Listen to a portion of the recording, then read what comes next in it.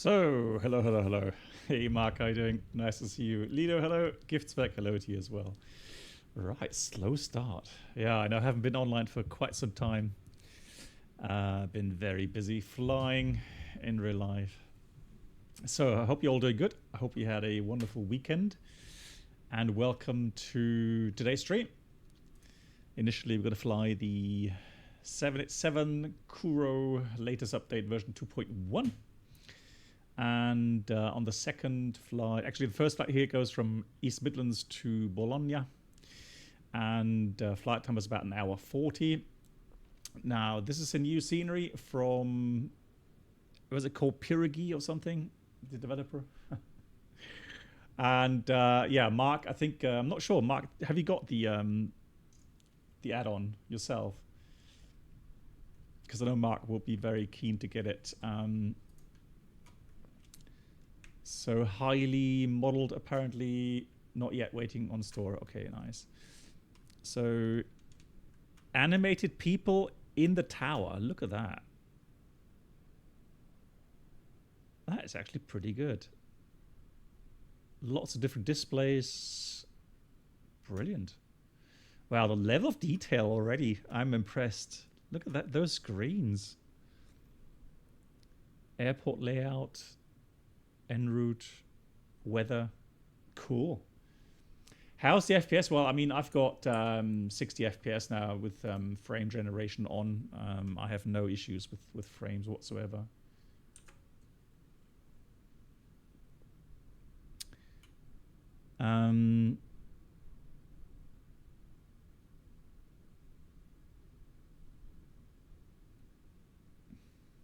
Yeah, cool. Let me have a look at the terminal. Now, Mark will probably know a lot more about the airport itself and the interiors. So, again, nicely modeled. Hey, Boogie. Hey, Boogie, nice to see you. Haven't seen you for a while. Yeah, so I guess it's more the terminal side. It's pretty good. It's more the terminal side that's modeled, not so much the other side. Oh yeah, that's one of the pictures I saw. So one of these. Is that art? I think it's art. So. What does that say?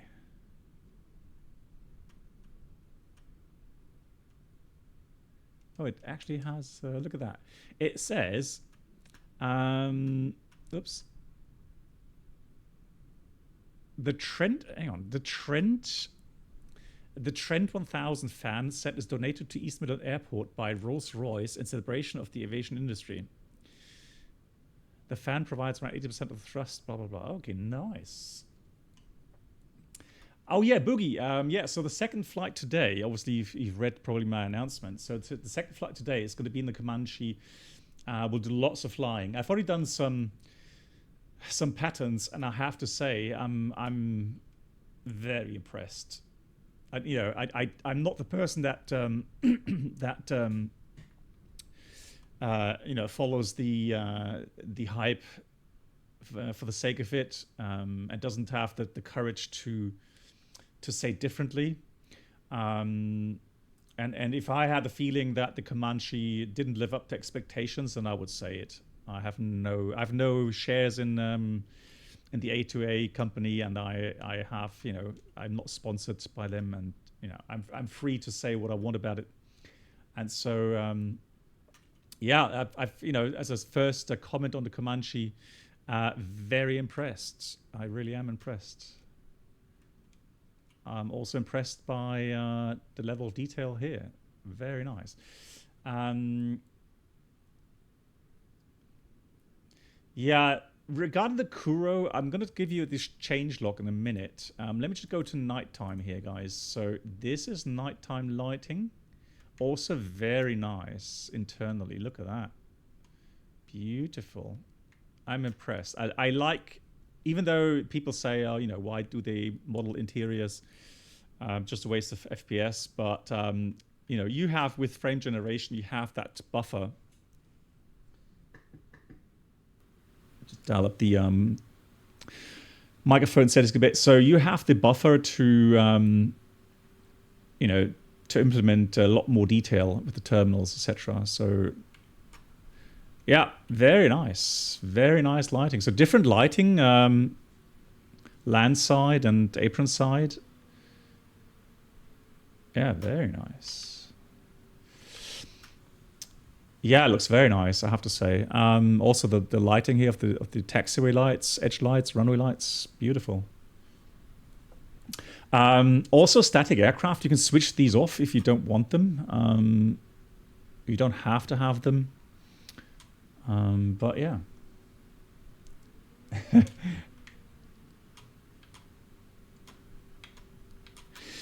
Okay, so I'm going to give you a quick rundown before we start preparing the aircraft. And let's go back to lifetime. So we're on live weather and we are on lifetime as well. I'm going to fly on VATSIM. Hey, Ingo, good evening. Captain Nick, hey, and De Crushu, hello to you. Hey. Cool. So let me go and give you the change log. But for that, I need to quickly go ahead and...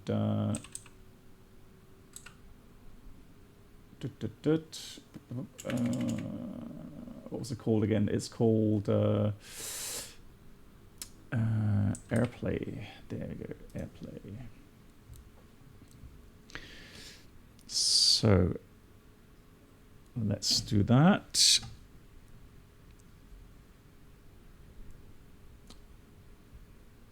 Cool. So here's the change log of the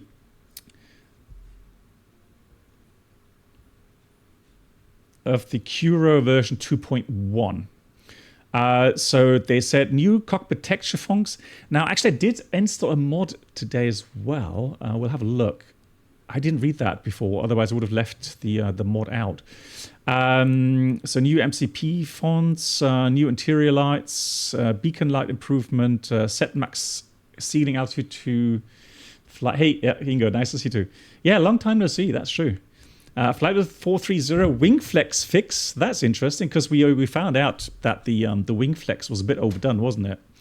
The bounce was fixed, gear compression fix, steering fix. Okay, so flight model, FM flight model, and exterior kind of texturing steering fix. So flight model, fixed pitches from external view, fixed cruising with a negative pitch. Okay, nice. Flight director overshoot on turn fix. Reworked flaps and slat configuration. Okay. Flight model dimensions, position update. And then we've got reworked aircraft database on simulation software. Reworked default payload. Adjusted RA on the ground. Added checklist. Minor texture model bug fixes. New cockpit texture decals. Added a tool to export community full distance. Okay, that's nice.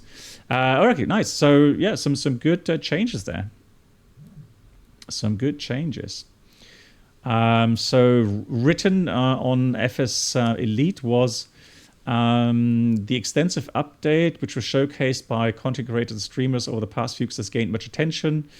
Version 2.1.0 by the Horizon Simulation team and Kuro further works on the Sober Studio work title. Avionics update overhaul that was made to Microsoft Flight Simulators 77-10, which included for owners of the premium deluxe version. Okay, this new update includes new cockpit texture, new MCP fonts, wing flex fixes, gear fixes, significant flight model reworking. Fix the model, built-in GSX profile. Okay, reworked flaps, new beacon lights. Okay, so yeah, lots of new stuff. That's good. Nice. So let's have a look. Anything else? Cool. Then let's go ahead and prepare the aircraft. Now again, guys, this is. The cockpit looks very nice. I do like the fonts. The thing is, though, that this could be from the mod as well. So there was some flightsim.to. There was a mod. Cool. So we're going to put the battery on first of all, and then we got the external forward. I don't know why the rear is available all the time, but we'll just turn on the forward. Oh yes, and I have installed the sound mod as well. From, what's it called, FT-Sim or something. Hey, Bergish. Yeah, very nice. So we have a good database here. That's fantastic. I'm going to prepare the overhead panel really quickly. I'm going to put these IRS to on, heading reference as normal. IFE, cabin utility both on. APU is still off. That's normal. So we'll leave that. Flat deck door power on. We're going to put this to armed. Close that. Welcome aboard the Captain Black Box I'm Duo going to turn on window heat already. Could new Hydraulic panel. please make their way to the first make class sure that's cabin, all off. That's where correct. complimentary drinks, snacks, and premium flight infotainment will be served. Thank you. Hola. Hola. How are you doing? Nice to see you. So, Pod coming in with 5 months. Hola, hola.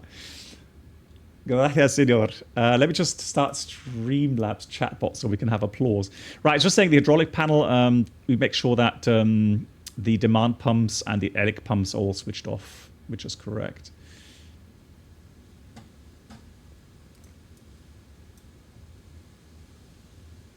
So let's try the applause. There it is. Pod, this applause is for you. Thank you for your support. Thank you very much for that. The fuel pumps I'm going to leave off for now because I need to refuel the aircraft in a minute. We've got the upper and the lower recirculation fans on. Packs remain off for now until we start the APU with the bleed. That's all in auto for the pressurization. Engine wing anti-ice. Put this all to auto. Going to put the nav light on because the aircraft is now powered. The inertia is a lot better. Okay, interesting. Yeah, well, I'm looking forward to landing the aircraft later on in Bologna. And we have to do a nice landing there. Not that much room to flare for too long. So these are all fine. And going to cancel the cautions for now. Right, so let me have a look at the flight plan so you guys are up to date. So we're going to fly from East Midlands to Bologna. The flight time is calculated with an hour 42. Flight level 370 is planned, and we have a bit of extra for one go around, 23 minutes extra fuel. So we need about 16.5 maybe with taxi, 16.6. Let's put 16.6 in here. So 16.6, and again, I think we need to do it through weight and balance here, right? I'm going to put this to kilograms, center 0, and then I'm going to dial down the value here until we get 16.6 roundabout. So let's put this again to 50, 50. Yeah, that's fine. That's good enough, close enough. And for the weights, we want to have a zero fuel weight of around about 143 tons. Max allowable landing weight is 172, so that's all fine. Takeoff weight max is 227, so we'll be well within that. And so the load, I'm going to increase that until we hit 143 plus, what was it, 16, so estimated takeoff weight is 159, 160.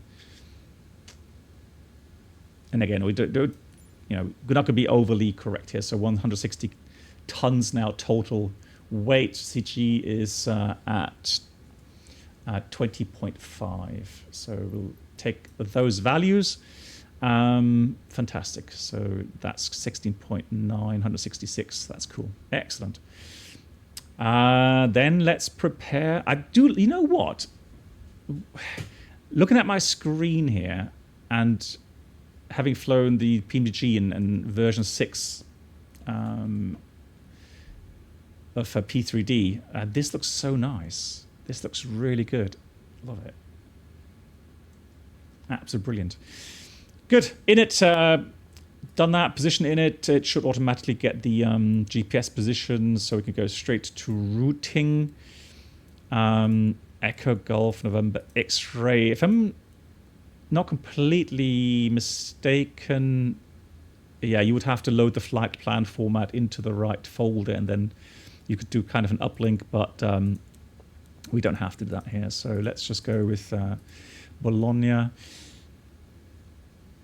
And the flight number is, the flight number was, or is, Tomjet. So Tomjet 572. Oh, that reminds me, I need to get online. And let's execute that.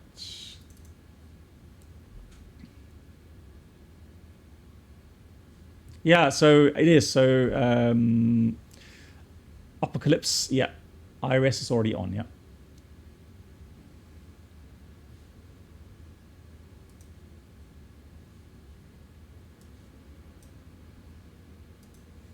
Oh, hang on. I didn't want to have Pilot Edge.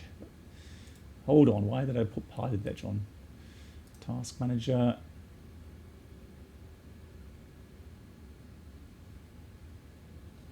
So Pilot Edge. Get rid of that again. There we go. End task. So vPilot. There we go. World Update 14. There was, weirdly enough, before I started the stream, there was a update, small one, like 30, 40 megabytes from Microsoft Flight Sim.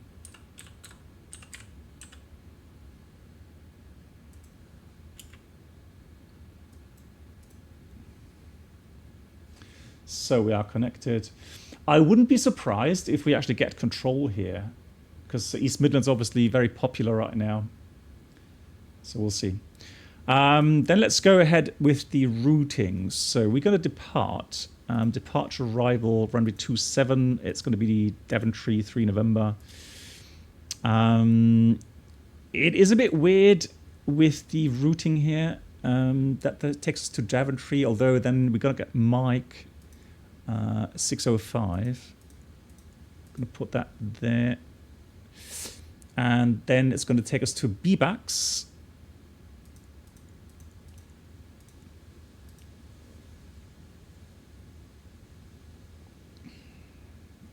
So Czechoslovakia, Hungary, Slovenia, Croatia as well. Oh, okay, nice. Well, Croatia will be nice. You know what?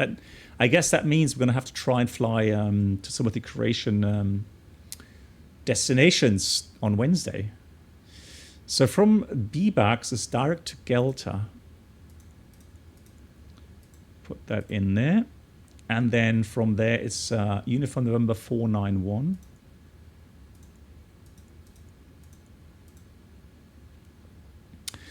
To Melko.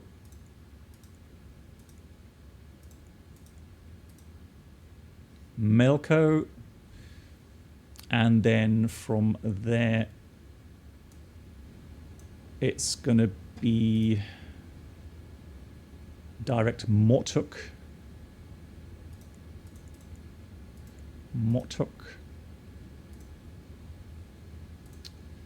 Right, from Motuk, it's going to be Uniform Mike 139.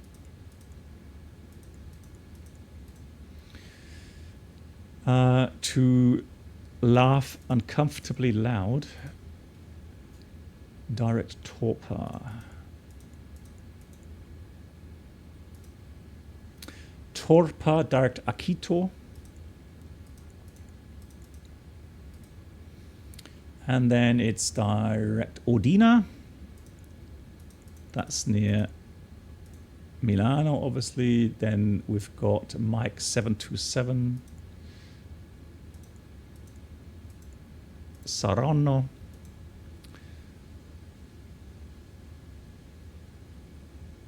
But that's going to be next Lima 153. So we should find that fix automatically. Put that in there. Saronno, correct. Oh. Lima 153. Yeah, Lima 153. Put that in there. Lima 995 is next. The changeover point will be Osbul.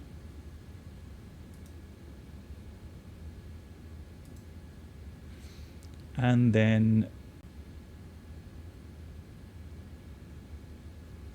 to RIP2.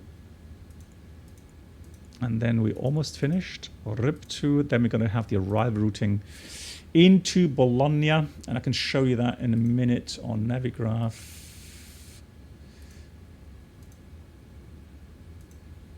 I've got to sign in again. Test, test, test, test. Why is that?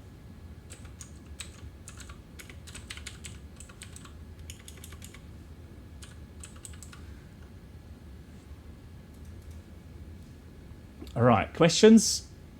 Question, no questions. That's very good. Very good. Navigraph.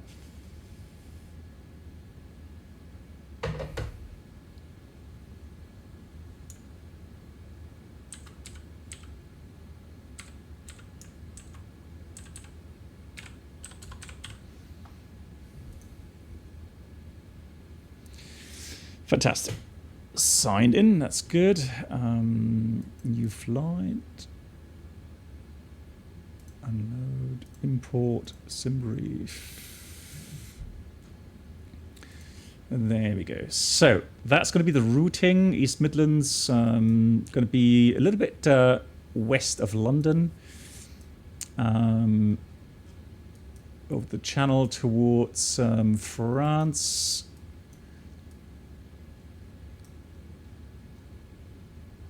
A little bit yeah,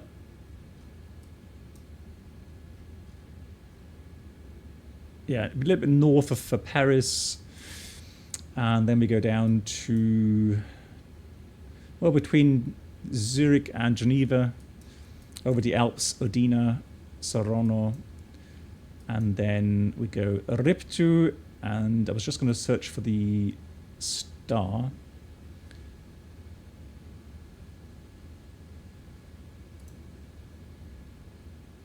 So we did file one of those, which takes us to MDUT, and from MDUT, so that's going to be the 3 November, MDUT, and from there we're going to have the ILS Zulu, I would imagine, yeah, onto runway 12. The weather right now, let's have a look here. We've got East Midlands 340 at 8, 17 degrees, 1008, and yeah, easterly winds in Bologna, which is pretty normal, so as expected. Cool. That means I'm just going to put taxi chart up here. Airport info, parking stands. Excellent. So let's go back. East Midlands. So the SID, that was the 3 November departure here. Conventional. So I'm going to program some nav aids for that. Taxi out, airport. And Symlink isn't running. Why isn't Symlink running? Let me just check.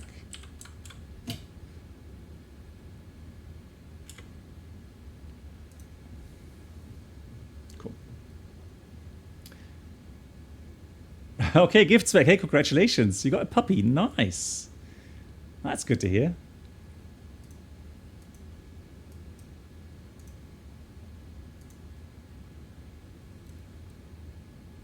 Cool. All right, so that's then. So RIP2 arrival, we said it's going to be the 3 November. So departure arrival index. ILS Zulu 12, the RIP2 3 November here. And it doesn't give us any transitions, so execute that. Let's have a look at the Lex page, make sure there's no discontinuities in there. Yeah, MDUT. That looks good. Nice. So as we mentioned, for the departure, it is a conventional SID, so we'll need to do the following. Climb straight ahead 1 mile, India Echo Mike Echo, that's the ILS DME, track 223, track until 6.5 from the ILS DME, then turn left and cross 7 DMEs between 3000 and level 900. Intercept Daventry 338 radial, so that's going to be course 158 inbound, and we'll cross 31 miles between 55 and 90, and Daventry at 90. So we can expect a climb all the way up to 90, meaning I can put that in here already. There we go. Nice. The runway track, let's check that as well. Runway track should be 268.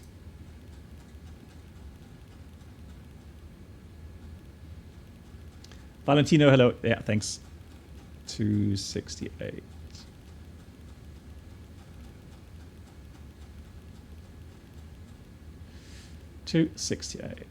For those just joining us, this is the Kuro version 2.1. So we'll have that. We'll do the performance in a minute. Apparently these always stay on. Someone told me. Right, 04136 reserves, according to the flight plan, is going to be about 8 tons, 7.5. Let's check. So we got 4 plus 2, 6. Actually, it's just 6 tons. Okay, interesting. So 6 tons, and the auto airport is Roma, Fiumicino. Right, we've got some nice chart layout here, although I don't see any taxiway markings on that picture. So, right, good. Menu, let's have a look. Vertical display, don't need that. VOR left, right, that's fine. Position, weather, terrain. Cool. Hey Bob, how you doing? Nice to see you. Was it you, Bob, that told me?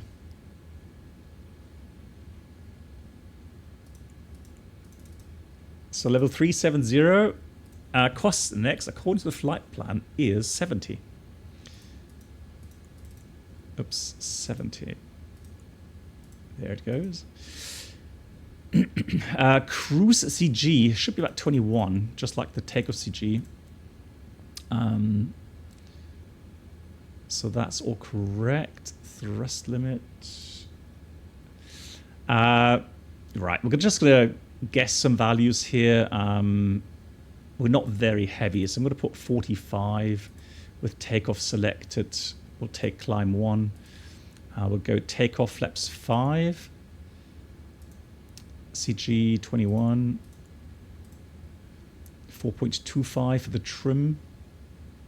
I'm going to set the trim already here. Is this electric? Because normally that wouldn't move without hydraulic power. So I would assume it is electric. 425 is set. And then we've got the speeds 130, VR 134, V2 146. And that means pre-flight is completed. 146 in here as well. Nice. Oxygen, that doesn't work. Okay, alignment is finished. Let's start the APU. Fuel pumps on, pack on.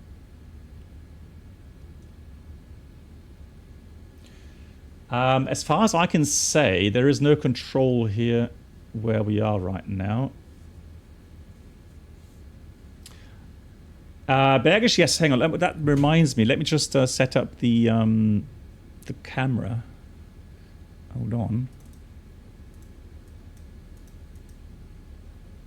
Okay, so let's have a look how we can adjust that a little bit.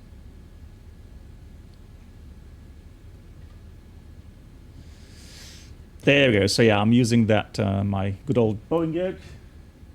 Need to close the window, guys. It's just starting to rain here. Apparently it's going to be storm front coming through in a few minutes. So if you hear thunderstorm, it's not in the sim.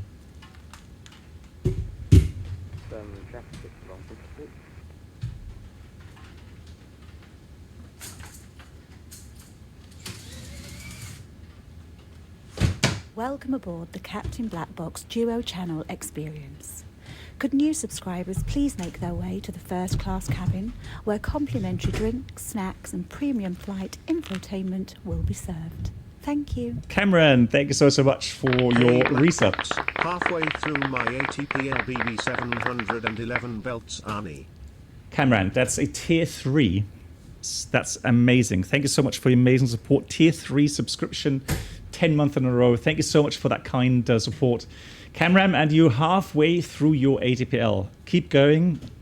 I always thought the ATPL phase was the hardest thing really to do because it's such a grind. There's so much stuff to learn. So, yeah, congrats on halfway through. Keep going, and all the best wishes for that. Yeah, keep me updated how it's going. Thank you so much. Yeah, Mike Tango Charlie, exactly. So I was actually in Rome not too long ago. Last week we had 33, 34 degrees. That was pretty hot. Ground school, yeah. I assume that, Cameron, yeah. So lots of theory, right? It's very fast-paced, yeah, it is. Yeah, there's no control here at East Midlands at the moment. Nice. Okay, cool. So let's run through the first checklist in this case. So checklist, pre-flight park brake is set. Fuel control switches are cut off. And that's the, oops, not reset. Next one is before start, passenger signs on MCP. You got V2.146 heading 268 and level altitude 90 for the altitude. Takeoff speeds VR1 130 VR 134 V2.146. CD pre-flight is completed. Trim 4.25 units 0 and 0. Taxi takeoff briefing. All right, let me give you a quick brief here. So let's have a look. Navigraph. So I'm going to push back facing. Is that still not working? Oh, there we are. So we're going to push back facing to the east. And then we go via Romeo Alpha and holding point Alpha 1 for runway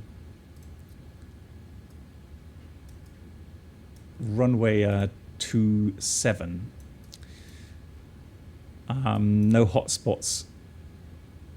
Then departure route, we briefed that already up 9-0, and I need to set the Daventry VR though and the ILS DME. So let me go to RatNav real quickly. RatNav. So I wonder if that works. 109.35. That's actually the correct frequency. So,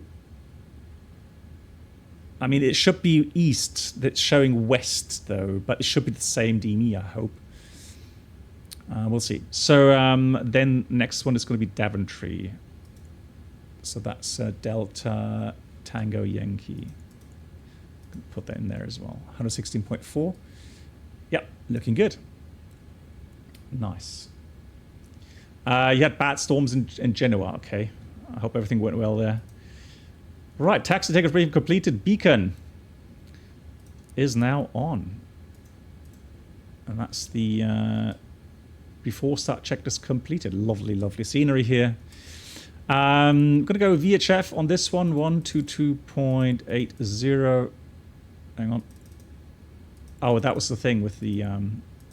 yeah, it kind of kills... When you do that, it kills the complete... I'm just establishing the localizer for 27 at 10 miles. Okay. Turner 2 in Foxtrot Golf, turning base over east, replacing Is that real time? Mark, is it that bright still? I'm pretty sure I had real time active. Yeah, it is real time. Blimey. Yes, sir. Cool. Let's prepare for pushback. East Midlands traffic. Twijet 572 pushing stand 14. Yeah, Lukai, I feel the same. Yeah. Absolutely. Hello, Captain. We are ready for pushback. Wonderful. The clouds look beautiful.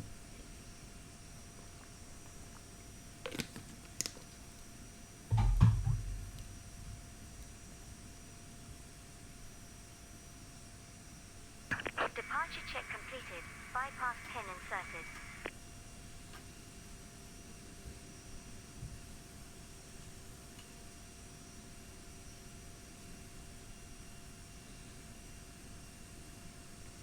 Oh no. Where is she going?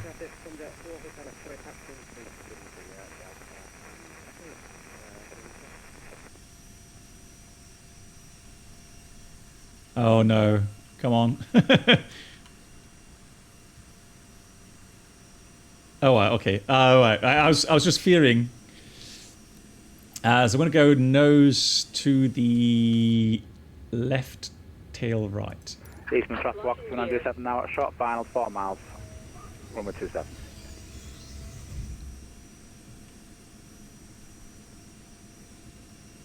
These engines, beautiful. Right, it'd be interesting to see the wing flex, if that's gotten so much better now. The plane fits the weather. Yeah, that's true. The blue colour and the white colour. Yeah, I agree. Welcome aboard the Captain Black Box Twitch Ian, hey, how you doing? Experience.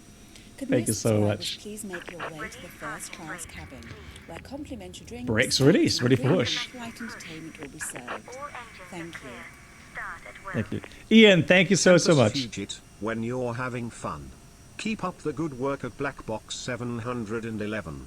Thank you very much, Ian, 185. Thanks for the support. 60 months now. 5 years. Amazing. Thank you so much for that. Good. So we have electric starter. So what we have is starter generator. And I think those should... Oh, hang on. Disregard. No. We're supposed to do this, and this. Yeah, I forgot to switch those on. There we go. Now, all we need to do is go start. Packs go off automatically. And then we go 2-1. And we got auto start.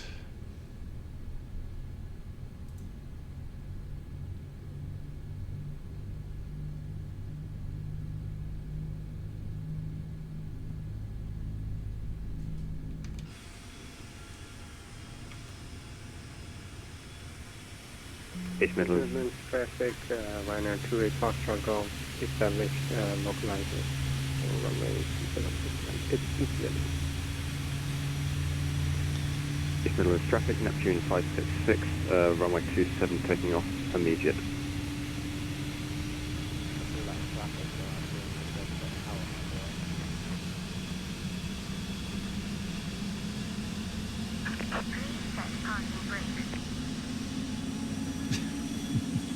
Right, that is pretty brave.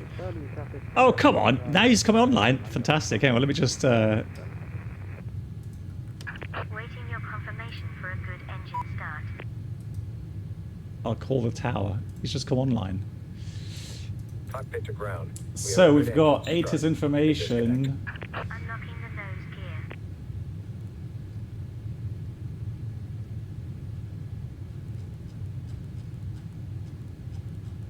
Right, let me just go contact 124.0.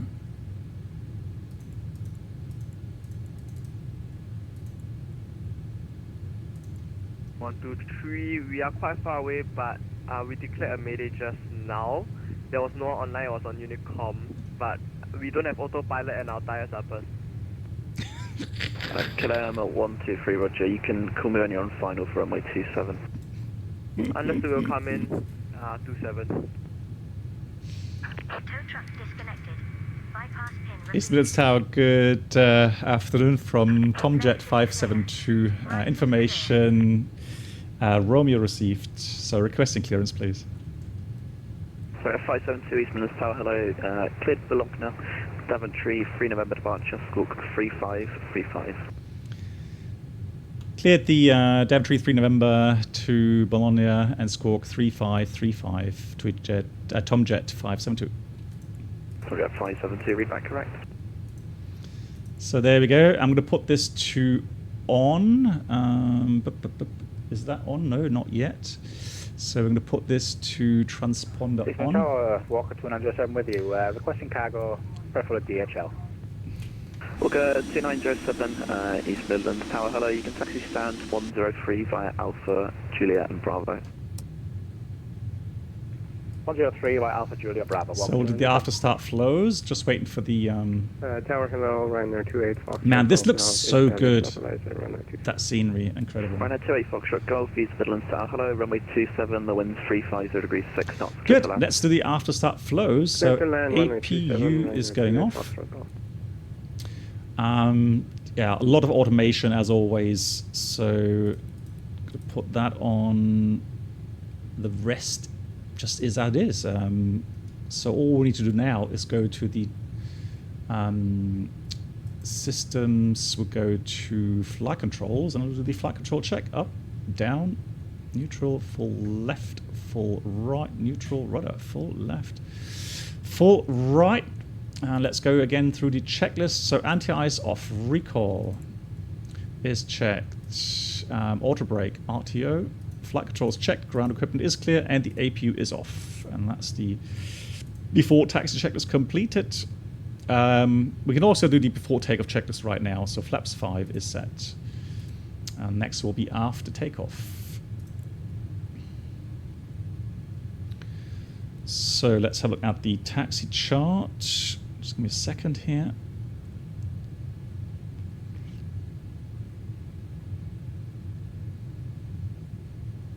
Yeah, for me, the Kuro seems nicer to fly.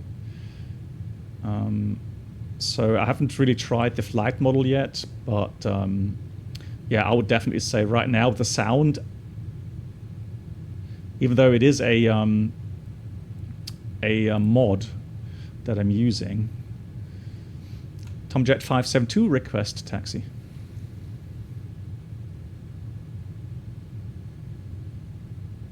Tomjet 572, taxi holding point Alpha 1 via Quebec and Alpha. Quebec and Alpha, holding point Alpha 1, Tomjet 572. So Quebec and Alpha. That means we're going to go left here. So we've got to go sharp left and then right again.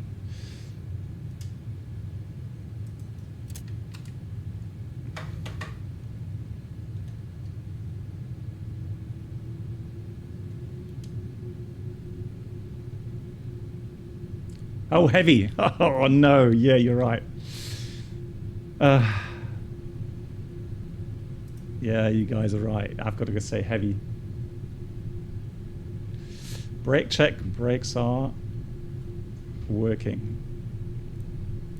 Steering. So the nose gear steering seems to be still a little bit too much. So a bit too sensitive. But Alpha, hold short Quebec, expect stand 8, Ryanair 28 Foxtrot. You see, that's really quick and direct. East Midlands Tower, good evening, Ryanair 70, Zulu Yankee, 741-738, information, Romeo I. I have to go check my viewpoint here. It just seems a little bit... 72, Zulu Yankee, East Midlands Tower, hello, cleared Dublin, a little bit high. Book 7275. Cleared Dublin, Trent 2 November off T7, Squawk 7075, Ryanair 70, Zulu Yankee. Avenger, yeah. Zulu Yankee, I agree, yeah. I have to get used to that. Good, so we already done the taxi checklist, so that's all fine. I would like to use that. Continuous taxi, stand 8, Quebec and Charlie, Ryanair 28 Foxtrot Golf. So we're going to use the head-up display. Tomjet 572, QNH 1008. QNH 1008 to Tomjet 572. Tomjet, not Tweejet, Tomjet.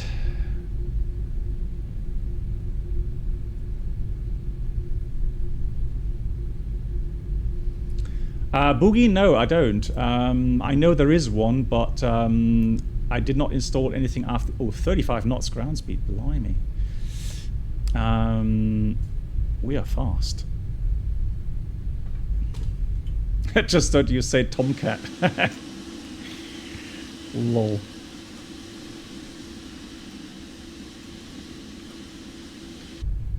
There you go. So holding point Alpha 1. And we are ready. East Midlands Tower, this is KLM 123. We are going visual on runway 27. KLM 123, East Midlands Tower, hello again. Runway 27, the wind's 350 degrees 6 knots, clear to land, and Sierra is available if you want it. We are clear to land, runway 27 and Sierra 3. Is that's the guy with the emergency, right? So he said no autopilot, which I don't really see as an emergency per se. 572 behind the landing, KLM 737-800, fire Alpha 1, line up runway 27 behind. Tomjet 572 behind the landing, KLM 737, runway 27, line up and wait behind. Right, let's set the park brake here, and then let's have a look. Where is he?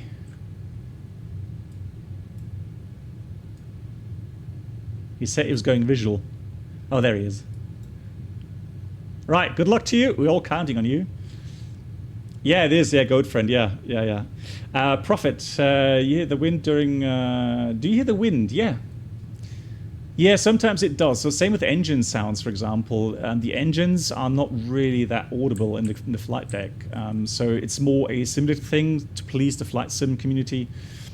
But yeah, you do hear wind noise. So it's kind of a whooshing sound, really. Not so much a wind sound. But you do hear the airflow around the cockpit. Yeah, definitely. Good. So we're going to go and switch on the strobe lights. Taxi light off, those on, and then KLM will have a look. Right, I hope it doesn't block the runway. Just saying. It looks stable.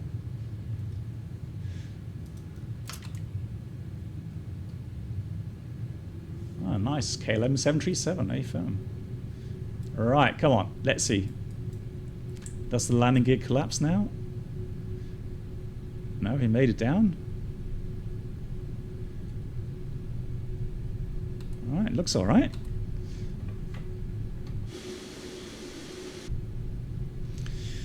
Good. Right hand side is now clear. Left hand side, he's still on the runway. Good. Quick recap. Daventry 3 November, so I'm going to go ahead 1 mile from the ILS, then 223 track, and so on. Airline 6 second Mike, East Midlands Tower, hello, continue approach. Continue approach, Airline 6 second Mike. Beautiful textures. Love it. Clear. KLM 123, vacate the runway. GG. KLM 123, open to East Midlands. Where was your well done. mark? Honda Jet, hello. I have a... you can choose.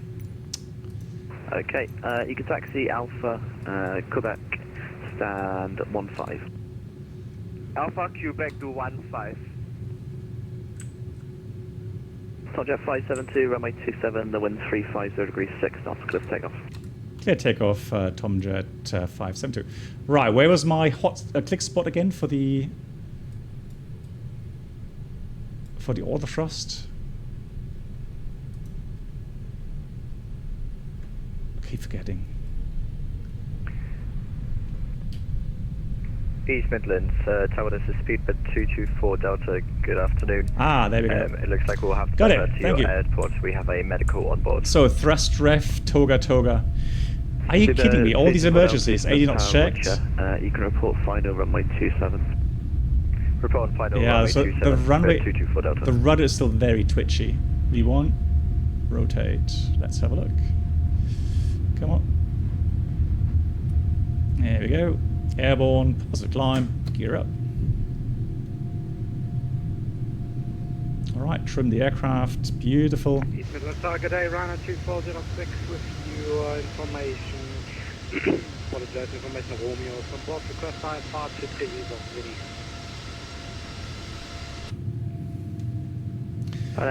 So 1 mile coming up. Airline 6 second right, runway 27, the wind 35. We got thrust at LNAV, VNAV speed, 1 mile. Land runway 27, Airline 6 second right.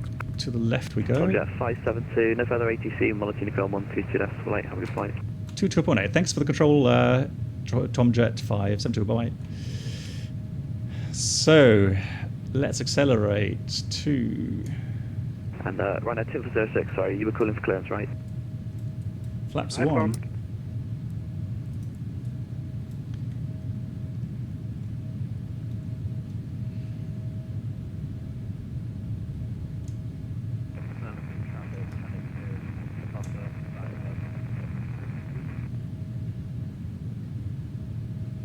And flaps up.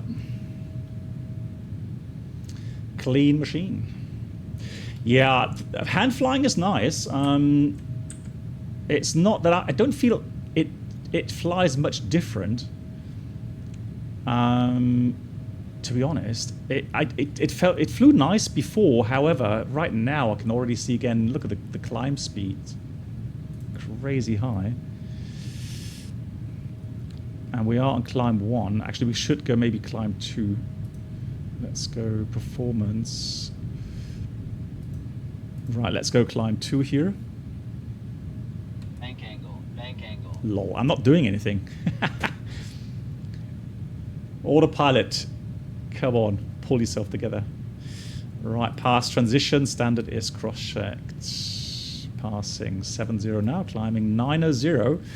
Now we got to stay on 900 until we get to 23 DME, which is whiskey, I would imagine. So, yeah, 1,000 feet to go. Data. There we go. Yeah, 900.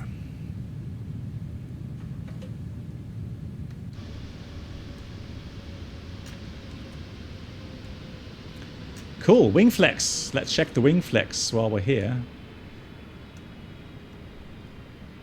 Yeah, looks better, doesn't it? Not quite as overdone. Welcome aboard the Hey, Voyager, wie geht's channel dir? subscriber experience. Could new subscribers please make your way to the first class cabin, where complimentary drinks, snacks, and premium flight entertainment will be served. So 338 whiskey, we have to be Verdammt. 33 monitor. Okay. Verdammt. Thank you so much, Voyager, for the 33. Moinsen. How are you? Oh dear, oh dear, oh dear. Right, cool. So, what we're going to do is, let me try, what is it, 370, and pre-dial that. We should, now it should automatically continue the climb once we pass that waypoint. I'm doing well, Voyager, thanks for asking. The last rotation was really hefty regarding duty times. But luckily, though, everything went pretty well regarding operations. So there's not much complaints from my side regarding operations. You know, good, lots of flights on time. I was actually managed 2 flights to be early back in Frankfurt. So yeah, I was actually very happy with everything.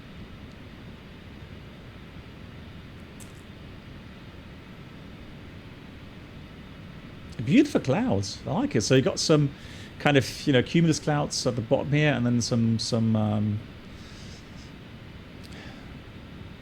scattered clouds up higher. Very nice.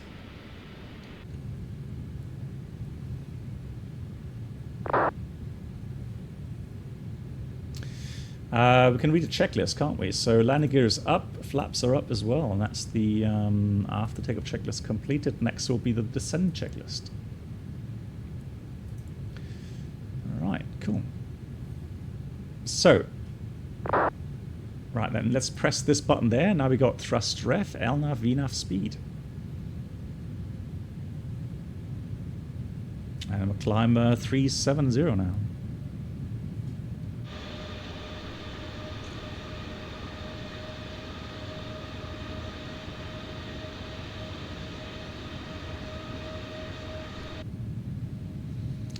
Good. Out of 10,000 feet. That's all good. Let's check the overhead panel real quickly. Looks all fine. Seatbelts. Let's go seatbelts auto. And that's clean. Now, regarding the views, let me have a look at the views in here. Where's my... Ah, there we go.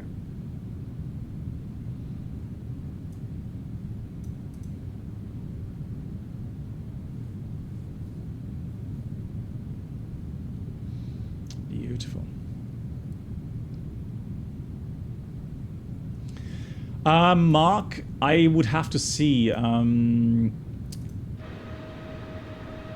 what the SOPs say. I think there is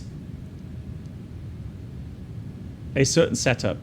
So SOPs will tell you what to have selected in which phase. I'm pretty sure.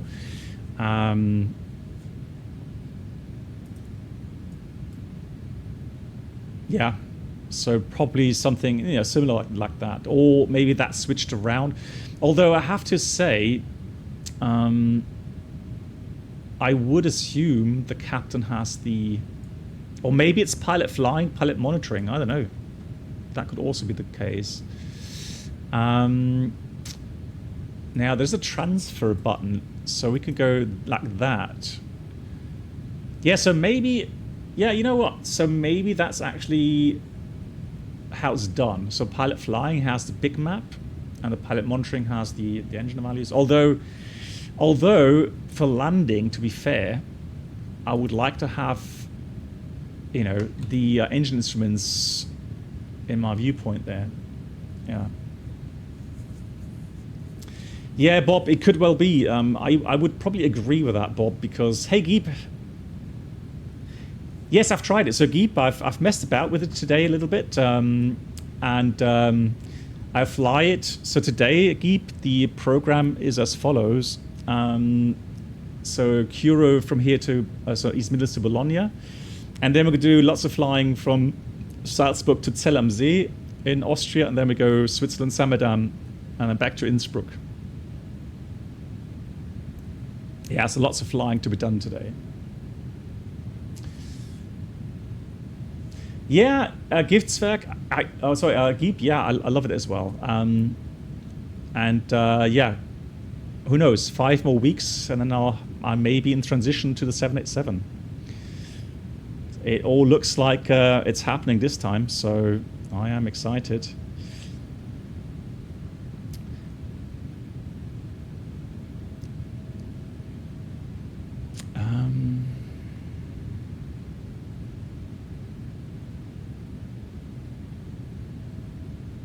So Mark today sent me a link to a booklet, and I actually was looking for a booklet to help me with the type rating then, and I actually have he found one, and I bought it. It was quite expensive, $45 I think it was, but it's got lots of chapters. Exactly what I was looking for. So CPDLC, cabin interphone, cargo, fire protection, communication basics, air recirculation system, air system basics, air system, engine basics. Nice. Yeah. So lots of stuff there. Good. Is it the chief pilot who creates? Well, no, it's a good friend. Actually, from my knowledge, there's a whole department that's been created when you have a new aircraft come into your company. So let's say the 787. There's a big department then being created with specialists from maintenance, and then obviously regarding flying procedures. And so on, checklist, that's all done then by the company in combination and in cooperation with the producer, so the aircraft manufacturer, in this case Boeing. And then there will be obviously FCOM related stuff. That's pretty much solid. There won't be many changes. Oh my god. Hey, add-on, thanks for the €3. Hang on, let's wait for the message. Thank you for your kind donation, and please join us on the captain's table. Thank you so much for the €3 donation, Alan. Are we doing well? Greetings to Auckland. Yes, beautiful.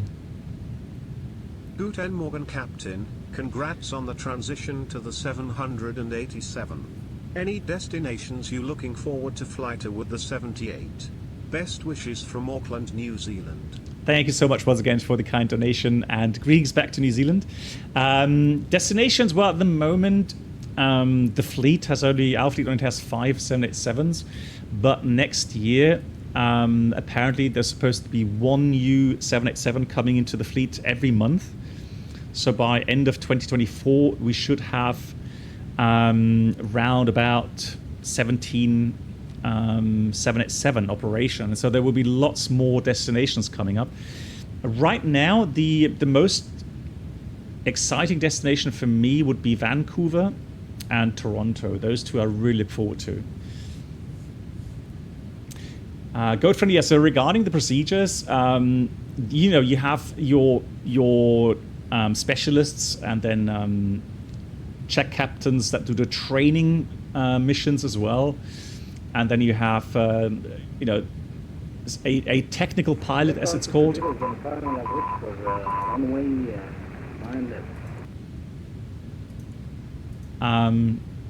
But yeah, it's done by many different people, so it's not just one person, not chief pilot. Chief pilot, so the chief pilot or the fleet captain, as they normally are called, is obviously responsible for the whole fleet and everything that goes on.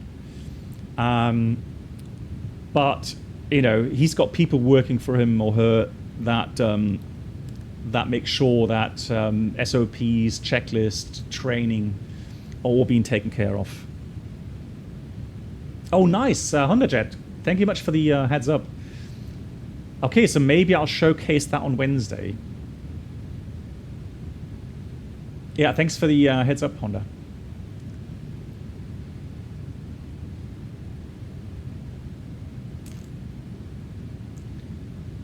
What's the route for a FO for 77? I guess. Yeah. So a first officer will be able to apply for the 787, and then, you know, from seniority, if he has the seniority, then of course he'll get promoted at some point, or actually then he's allowed to join the transition course, and then he's the first officer after, you know, successful transition. He's the first officer flying, getting experience, and then at some point, at least for our company, he will be able to upgrade to senior first officer. So senior first officers are required on certain routes. I think it's more than 4,200 nautical miles, where you will have 3 pilots in the flight deck, and then yeah, you will have a senior first officer, and the senior first officer takes the commander seat during cruise when the captain has his break.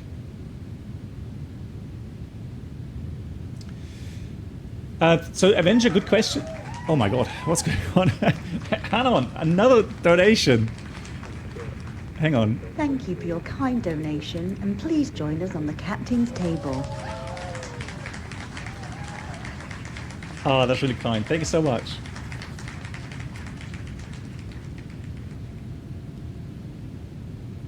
As someone who flew to Vancouver from Auckland on the 787 with Air New Zealand, lovely. It flew like a dream capper. Yeah. Pretty impressed with how it handles the clear air bumps over the Pacific. Nice. Yeah, I'm looking forward to, you know, to having a look how the aircraft then behaves or feels like, especially with regards to the cabin pressure, for example. So if you go to air, so it has more humidity. All right, so it has an electric pack system. It doesn't take bleed air from the engines. It has an electric pack system, creating the air for the cabin and the pressure. And then it also has a higher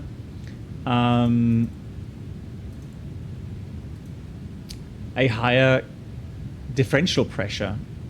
So it actually, the cabin pressure is lower. So the difference between outside and inside pressure is going to be higher. There we go. So right now it's 7.4. And we'll see how far that gets up.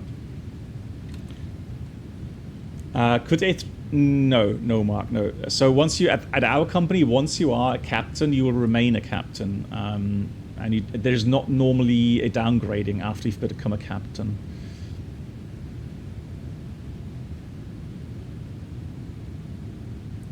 First impressions of the beta of the X-Plane 12 are very good. Nice, cool. Yeah, so seniority is a system which is, I think, good because it prevents unfair competition in a company.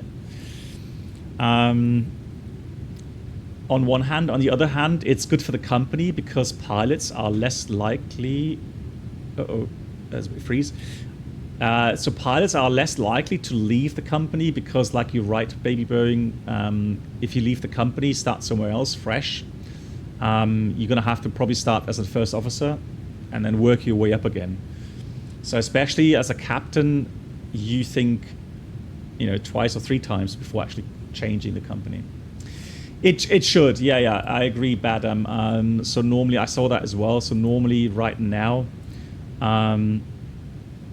this should be changing to climb power now. Lol, just as we talked about it, it changed to climb power. That's funny. Yeah. Yeah, it will have some certain climb curves or climb power curves where it's like 15,000 feet, 25,000 feet or something. It changed from climb 1 to climb 2 to climb 1, and then from climb 1 to climb power.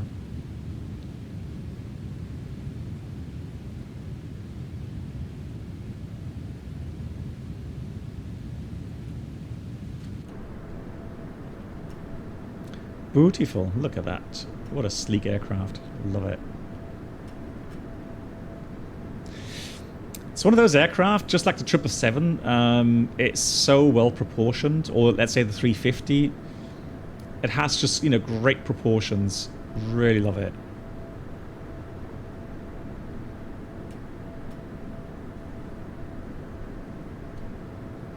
Oh, nice, Geep. Lovely. Yeah. Yeah. Trip report appreciated, Geep. Especially with regards to how, from the passenger point of view, like sounds, noise levels, cabin air. That would definitely interest me. It was great, Bob says. Okay, nice. Beautiful. Good. So right now it's behaving very well in the LNAV mode, VNAV. Yeah, I would say that's pretty realistic because we're not that heavy. And yeah, look at the differential pressure now. So it's 8.3 psi, and the cabin altitude is 6,000 feet. Right, normally you would get to 7,000 feet at this altitude, so it's definitely a bit lower, which was obviously then means it's a bit more comfortable for the passengers and the crew as well, obviously.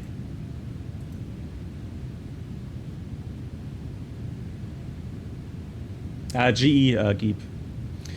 Yeah, so what I heard is that the new ones that are coming are going to have the GA1000.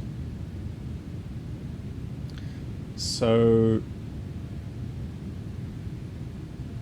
at the moment, I think they still have a bit different.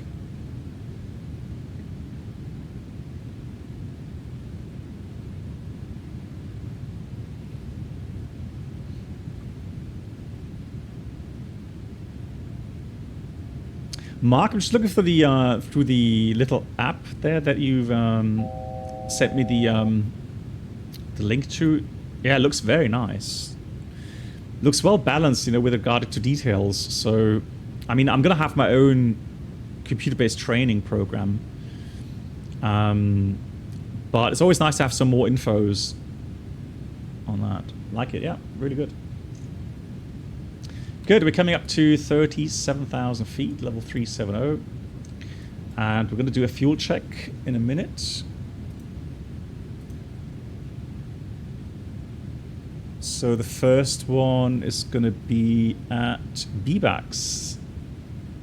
Yeah, there it is. So this is going to be BBAX. Oh, actually, no, disregard. We can do CDO. So we departed 21 minutes ago. Or 20 minutes ago, so 53. 1653. I'm going to note that down. And so that means 1720 we were supposed to be at BBAX. And that looks pretty good. 1721 estimate. Although I need to add some wind data. I haven't done that. Legs, route data. So just going to add the wind data here, level 370. And the wind here is 245 at 37, roundabout. Just put 35 in here.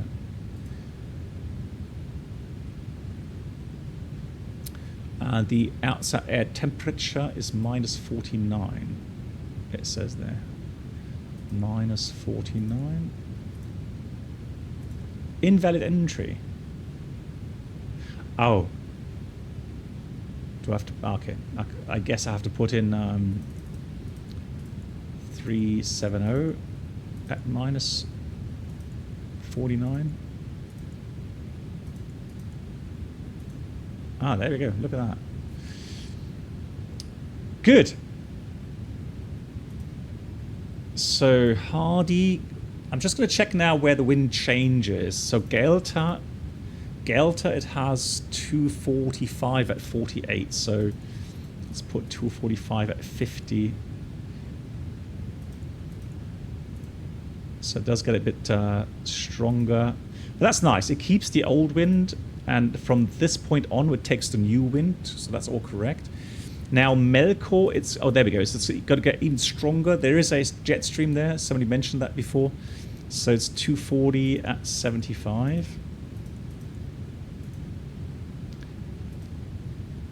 And that's going to remain until Akiko.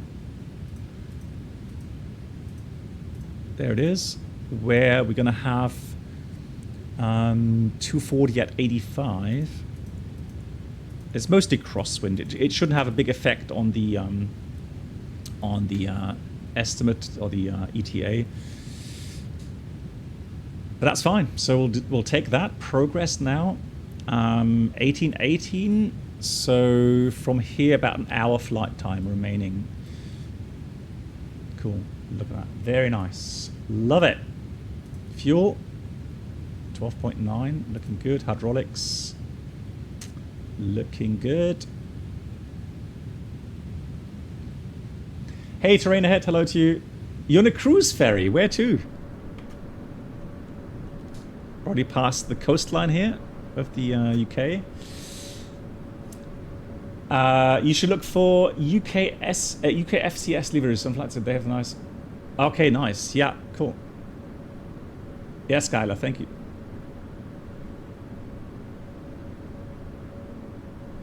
Oh, nice, Stockholm. I'll be in Stockholm very soon. Looking forward to it.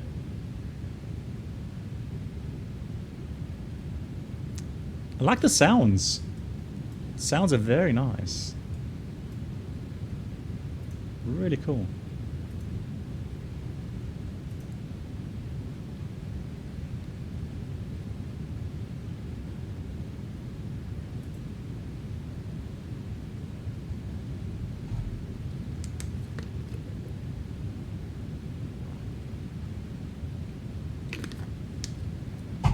Right, let's see. Let's see about air system basics, shall we? So, that's the panel, air conditioning panel. 2 packs and trim air. So what's the Dreamliner hype all about? It says, on the surface and on the panel, the air system of the 787 looks pretty much like any other aircraft. But under the hood, instead of using bleed air from the engines, it has 4 so-called CACs, so cabin air compressors. 4 of them. Okay, let's have a look here at air. So I guess that, yeah, cabin air compressors, it says. So 1, 2, 3, 4. So left 1, left 2, right 1, right 2. So these CACs, cabin air compressors, 2 for each pack, are electrically powered via the large motor controllers and use ram air to supply desired pressure to the packs. Unlike a conventional aircraft where you always blast full bleed based on thrust setting, the CACs can be optimized to provide just enough pressure. The setup saves fuel, and if you believe the pitch from these salespeople in Seattle, it also makes for cleaner cabin air. I have no doubt that it does. So cleaner cabin air, that's also very nice. Love the texturing, looks really good. Brilliant.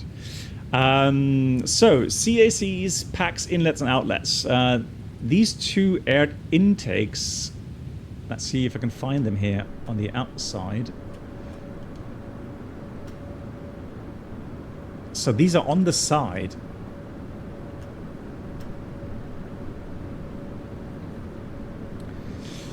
So this thing here is a deflector door, I guess on the ground. This would be extended to prevent objects like slush, ice, whatever, stones to come into the inlet here. So 2 air intakes is the giveaway that there's a modular air conditioning pack with its 2 CACs and a heat exchanger somewhere in there. Interestingly, the pack units are pretty much identical on both sides of the aircraft, just flipped around, so one installed upside down.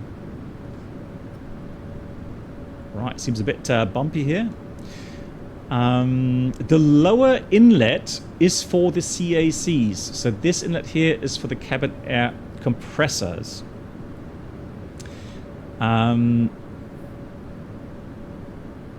And the CAC is a 2-axial flow compressor which provides air pressure to the pack air cycle machines. So the 787 is the only airliner in production that's not using bleed air for pressurization. Yeah, while on the ground and before landing, the deflector door, so this thing here, in front of the CAC inlet is usually deployed, and when the temperature is colder than 2 degrees Celsius or warmer than 35 degrees Celsius, they may retract again. Okay. Hey ZLP, how you doing? No odd APU smell, no post-engine start smell, luxury. Yeah. The upper intake, so the upper intake, this thing here, is for the heat exchanger. So just like a other normal pack system, you need like pre-cooled air, or air for the pre-cooler. So the upper intake is for the heat exchanger that cools the hot air coming from the compressors and also makes sure the liquid cooling system stays frosty.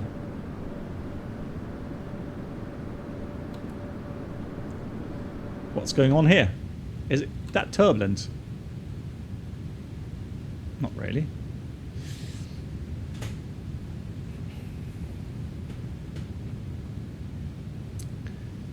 So I'm not sure.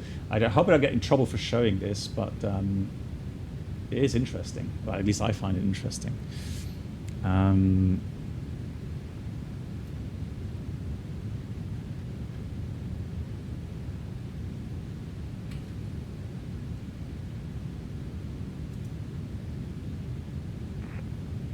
So let me just see if I can get that.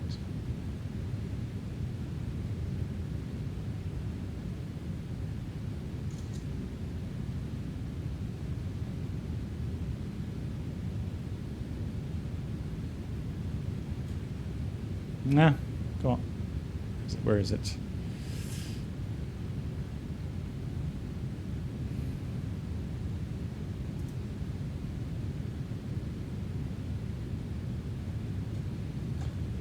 Let me try again. Airplay. Come on, you can do it. Hey, Mighty Morph, do wide body jets handle turbulence better? Yes, they do. You just have to realize that an aircraft this size, it just has more mass. And whenever I talk about inertia, you just have to realize the higher the mass, the more inertia. And then any influence from the outside. So if you have a certain force acting from the outside, a heavier body will have less influence from the outside disturbance. All right, so that's just the way it is. So absolutely. Airplay, here we go. So just to show you guys, so that will be the 787. That's the ram air intake. So that little flap we just saw, and that's the upper.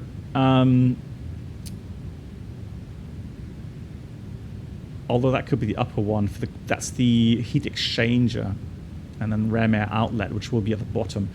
But it's pretty much the same principle. So here you got the air from the cabin air compressor, hot air obviously. It's being pre-cooled by that airflow that comes from this intake here. Right, so this intake, so this one goes to the CAC, so the cabin air controller, cabin air compressor. And this one is the ram air intake for the heat exchanger. So you got a primary heat exchanger. It's pretty much the same as on the A320. So the air is already a little bit cooled. So that pre-cooled air then goes into a compressor. It's just like an engine. Hey, MCK, good to be. Which, of course, compresses that cooled air. It gets hot again, right? You compress a gas, it gets hotter again. And then it's got a secondary heat exchanger. So again, it's cooled down a little bit. And what you then do is you go through a condenser unit, a water extractor, and then the turbine. And just like in a jet engine, the turbine then expands the gas again. And as it expands, it cools down. And then you have a nice cool air, which is mixed by somewhat warm air from a bypass, from that first stage pre-cooled air. And then you have a mixing to the mixing bay, and that is then shown here. Right. That's probably going to be somewhere here, the mixing bay with the air distribution, and then it's being distributed to the flight deck and the passenger cabin. So all in all, it's the same principle regarding the pack system. The big difference is how the air gets into the aircraft, and that you have a cabin air compressor, so you're not using engine bleed air anymore. That's pretty cool. Kind of darkness. 12.06 looks good, but it's too hard to leave Comanche from, I guess, next week. Yeah. Yeah, I have to say the Comanche, we'll see that on the second flight today. The Comanche is nice. It really is nice. I'm not a big fan of hype. Whenever I see streamers pre-release or do pre-release hype streams and videos, I'm always like, yeah, you know, it's just way too hyped. But in this case, yeah, the hype was justified. It's one of those really rare cases. Hey, Yoda! Here's our birthday kid. Yoda. Lekker Yoda. Happy birthday to you, my friend. Kid, yeah. Birthday, kid. Happy birthday to you. I hope you're well. I know you had to work today. And I hope you got that brake disc repaired or changed. Hey, Black Box, since you talking about packs, did you see Delta 757 plane in Las Vegas other day overheating due to high air temp? Would it be because Apu Inop or something not being able to... Hey Lovis, first of all, thank you so much for the very generous 500 bits donation. Much appreciated. Thank you for your support. That's really generous. I did not see the Delta 757. You mean the cabin overheating? Well, yeah. If they don't have APU available to cool the cabin through the APU bleed and the packs, definitely that could be an issue. Normally you have external air conditioning, which you can use. However, my experience is that quite often the external air or the external air conditioning is not as powerful. So, you know, if the temperature, the outside temperature gets above 30 degrees Celsius, then the cabin and all the passengers on board, you know, they give off heat as well. Yeah, it just can get uncomfortably hot in the cabin. Ryanair flight had also the same issue. Yeah, I mean, again, the cooling system of an aircraft is obviously designed in a manner that will allow for adequate cooling up to a certain temperature. Once that goes above a certain temperature, and depending on the age of the aircraft, you know, the condition of the pack system, you can actually overpower that pack system, and then, you know, it will not be able to cool the cabin adequately anymore, and that's when things heat up.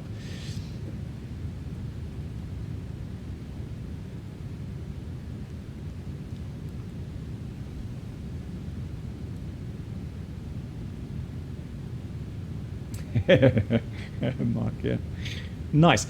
Cool. So we were talking about the pack system. We weren't quite finished yet, I think. Hope I haven't bored you to death just yet. But let me just see. Where's my guide? There. So, so the air conditioning packs themselves are similar to the ones on the 777. Note that at the pack fault light, so that's off, and there could be a pack fault light, indicates that the associated cabin air compressor are not running. The pack might be failed. ICAS advisor message, pack left, pack right, without the light being illuminated. There's a reset in case of an inoperative pack, which closes the trim air valves and resets. So, air conditioning basics. There's always a lot to talk about components and stuff, but does the air conditioning on an aircraft really work? Well, apparently it does. So 2 packs means that the following happens in the same way on both sides. Hashtag redundancy. First, compressed hot air. Oh, I've just gone through that already. I already explained that. So, but the question is, so why is the air first cooled and then needs to be cooled again? So the primary heat exchanger and the secondary heat exchanger. The pre-cooling in the first heat exchanger increases the efficiency of the air cycling machine. A lower temperature of the air entering the compressor means that less work is required to compress it. Right? The energy required to compress a gas by a given ratio rises as the temperature of the incoming gas rises. Well, that's physics. So it's a good idea to pre-cool that and then have it compressed. The next step is to remove water. The now compressed and cooled but still somewhat warm air travels through the condenser unit, where it's cooled further to the point where any water vapor it contains condenses into fog. The fog is removed in a water extractor unit, and the water generated is not wasted, but instead sprayed into the heat exchanger. Very efficient, which gives the air greater heat capacity and then improves the efficiency that way. Very nice. The dry, compressed and cooled air then travels through the final expansion turbine, which extracts work from the air as it expands. This makes the air really cold, well below the ambient temperature. It can go down to -20 to -30 degrees Celsius. And with all the moisture taken out of it, there is obviously no risk of ice forming. Oh, there we go. So that's the pack system. Very interesting. Right, pressurization. That's also interesting. Right, pressurization. Let's have a look here. Stats. Hold on. Where's my air? There. So,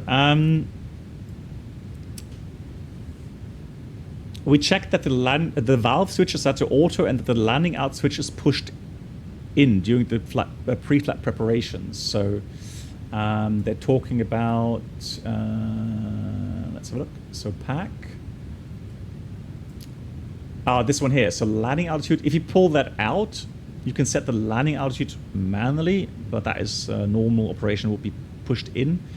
So the landing altitude is automatic, which will take it from the FMS. See, there we go. Landing altitude 100 feet auto, and that should correspond to the Bologna elevation. We can quickly check that. Elevation, Bologna, 120 feet. There we go. Very good. That's true, MCK. I mean, it doesn't get much worse than the Airbus FCOM regarding explanations, yeah. So we have a system called CPCS, Cabin Pressure Control System. It uses air data and flight plan data from the FMC to work out the pressurization schedule. So climb, cruise, descend. As can be seen on the panel, normally, you know what, there should be... Could new subscribers please make your way to Hey Luke, nice to see you. Where complimentary drinks, snacks and premium flight entertainment will be served. Thank you. Good evening.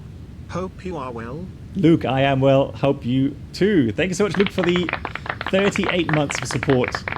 Dankeschön. Thank you so much for that. I hope you're well. Normally, we would see the position of the outflow valves here, forward and aft. That's not shown here on this mod, so that's missing. So the cabin pressure would then be regulated by the two outflow valves, forward and aft. Let's see if we can see that outside.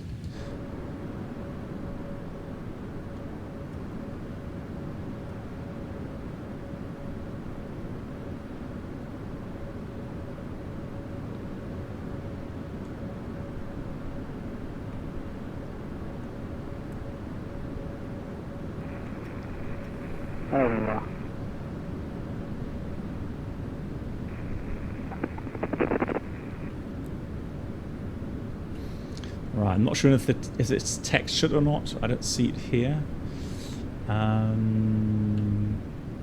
This side.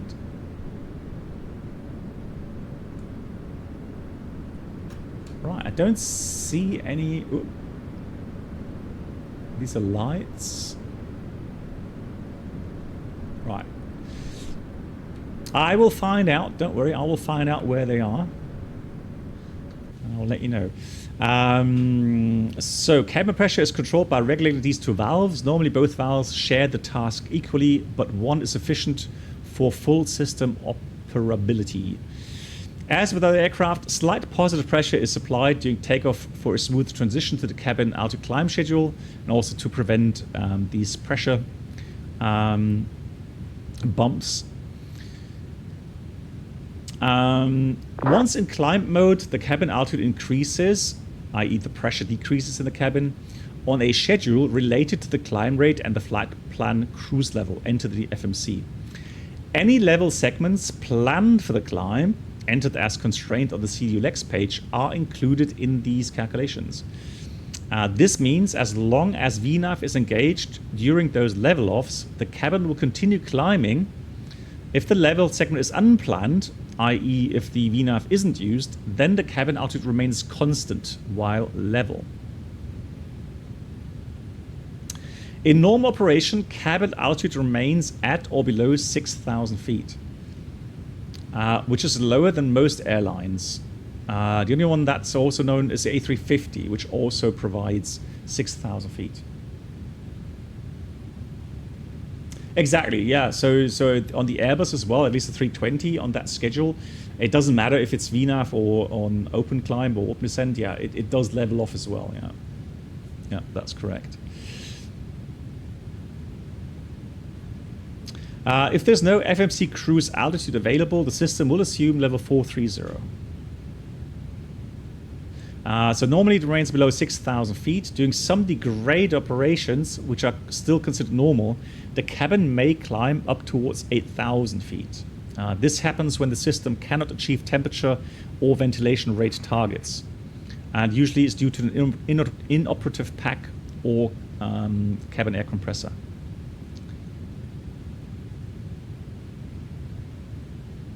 So, this guy is funny. I love it. So, the 787 sales pitch is that the lower cabin altitude makes a difference on longer flights by reducing fatigue. Oxygen content remains at 21% and does not vary with altitude, but lower pressure means fewer oxygen molecules for every breath at 8,000 versus 6,000 feet. So, 76% versus 81% respectively compared to sea level. I feel less fatigued when flying the 787 compared to other aircraft. But there could be other reasons for that as well, okay? So during descent, the cabin altitude gradually decreases until slightly below the planned landing altitude based on the FMC destination airport data. And this way the aircraft lands pressurized, again, preventing pressure bumps, etc. On touchdown, both outflow valves open to depressurize the cabin, which is obviously important in case of evacuation, so that you can open the cabin doors. Don't touch unless checklist says so. I like that. Very good. Okay, nice. Yeah, there we go. So now you know a lot more about air conditioning than I do.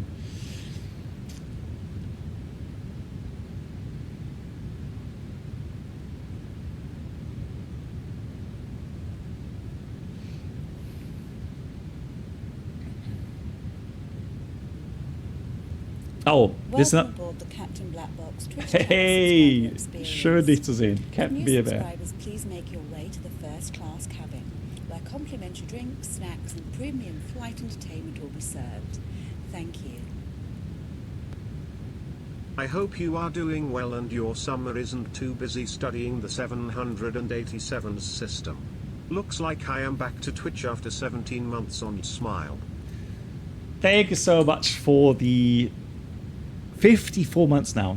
Yeah, so like I said in the last stream, yeah, I had to go back to Twitch now. YouTube dual streaming would get me kicked off Twitch, and the community, absolute majority of the community prefers to watch my streams on Twitch. So that's the reason why. Thank you so much, Captain Baby. I hope you, your family are all well. I'm sure you're busy as well with life. I'm just going to do a quick fuel check here. So we just passed Gelka, and we should have been here at 37 with 9 tons plus 1.5. So 10.5 tons should be in the tanks. And we've got 11, so a little bit more than we should have. And we passed Gelta at 39. So 2 minutes late. Cruise 775, and it should be 77, yeah, 78. That's fine. No, actually, no, hang on. We should be at 84. Lol. That's a nice weather change here. Just as we're saying. I thought they fixed that.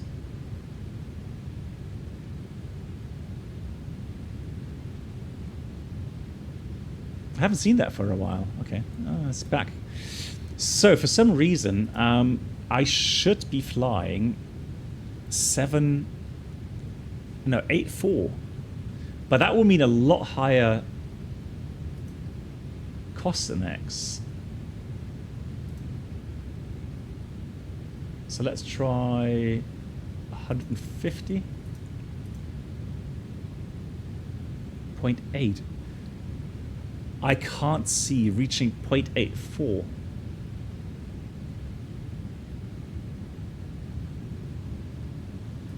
But then again, I mean, these long-range aircraft have very high cost indices sometimes.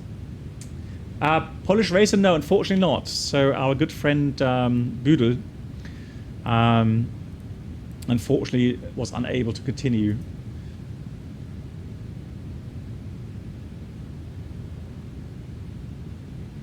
But if you have a question, just ping me directly at Polish Racer. That's fine.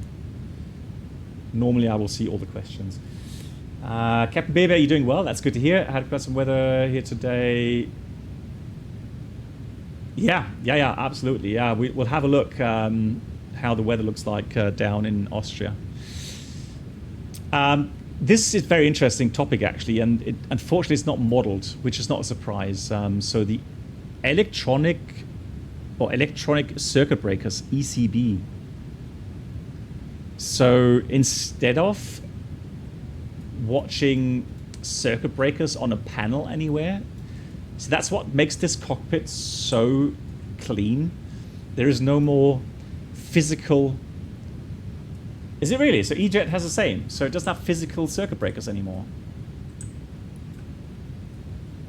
Right, that's quite impressive, isn't it? So now you have what's called electronic circuit breakers, and you can actually reset or pull circuit breakers that way. So let me just read that.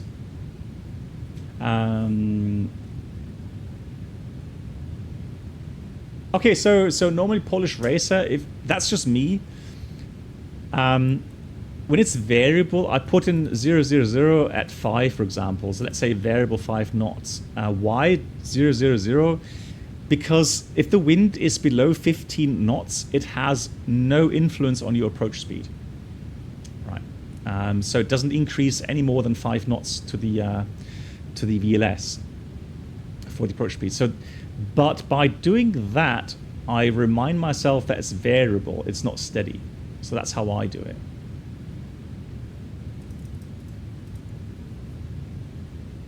Yep, Polish Racer, pleasure. Okay, so the E-Jet has electronic and physical. Okay, interesting. Yeah, so the 787 has no physical circuit breakers on the flight deck.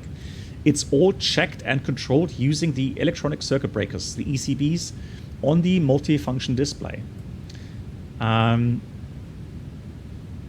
Unless your airline has added it, there's no checking of these ECBs during pre-flight. So SOPs say you don't have to check these CBs normally. You only check the status message or messages during the pre-flight procedure, as they only affect dispatchability. In flight, decisions should be taken based on the ICAS alert, the AMBER messages only. You may have 3 pages of status messages during cruise, but if you see an ICAS alert message, then no major. So if you see no ICAS alert message, no major action is needed. As a side note, people usually get in trouble when they start carrying out checklists that they are not called for by the ICAS display. There we go. So no private procedures allowed. So what are circuit breakers? Circuit breakers are just like in your home. They protect systems, electronic systems, from becoming kind of overpowered by a electric or a power charge or power surcharge. So circuit breakers will have different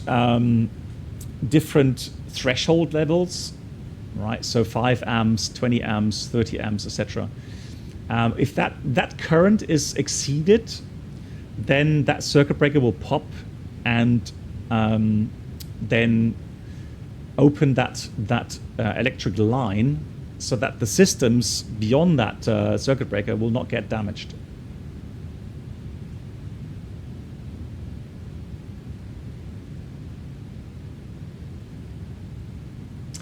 Is the 787 worth getting into system flight model? Well, I mean, flight model from Takeoff, what I just saw. So this is the Kuro 787. Obviously, feels nice. And the VNAV and LNAV function is working very nicely as well right now. So I'm pretty sure though what's not working is the RMP approach capability. I mean, we can try, but I don't think it works. It didn't work the last time, so.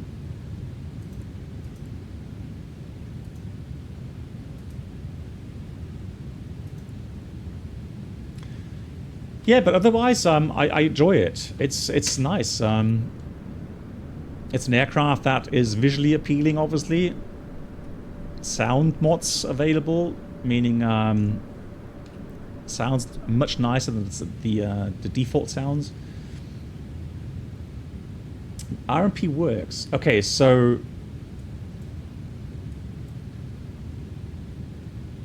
okay. Well, well then I'm intrigued. So is that with the approach button then? So not LNAV, VNAV, but approach button.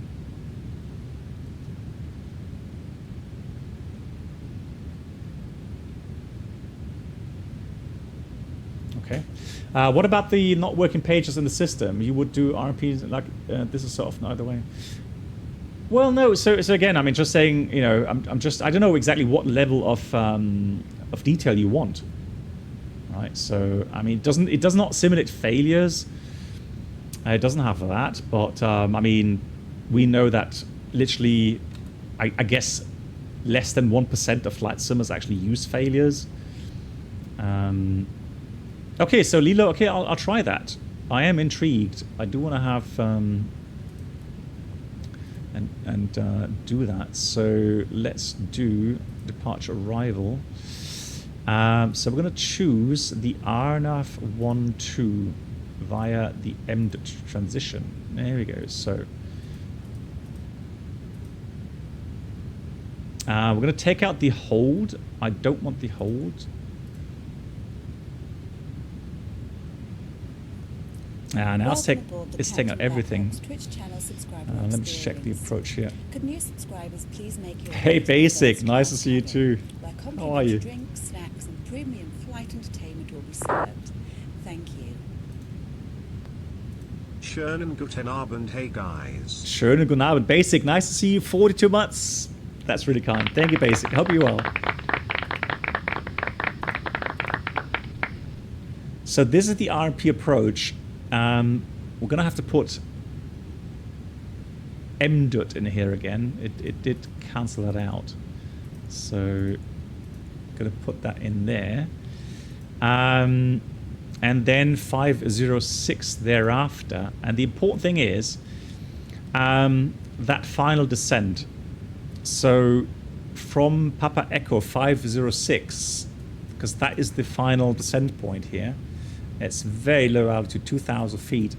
It's got 6 miles to the runway and a path of 3 degrees down. So 3 degrees down is correct and 6 miles is correct to the missed approach point, which is the runway 12. So it's correctly programmed.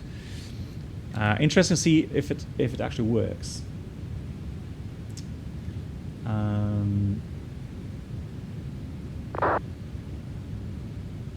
What do you mean, Bob? Sorry, what is wrong?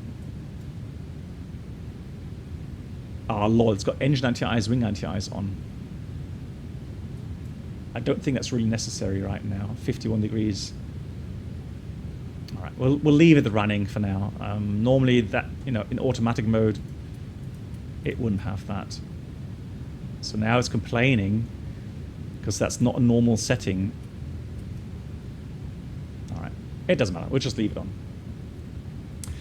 What's a good distance to get set up for the descent approach? Well, normally, so what we aim for is to have everything prepared before we descend, meaning that we already have. Well, we should have already done a briefing as well, so the approach briefing. What's the use of flight level change? So, difference between vertical navigation and the flight level change button is that in this mode, the VNAV mode, any restrictions that you have in the FMC are respected. So be it the altitude restrictions, for example. So if we go towards the descent, the only restriction I see right now is 2,000 feet here. If I were to enter RIP2 at 10,000 feet exactly, put that in there, and if I'm in VNAV, it will do a level off, even though I dialed in maybe 7,000 on the MCP. It will do the level off in VNAV. If I use flight level change, it will ignore those restrictions in climb and descent.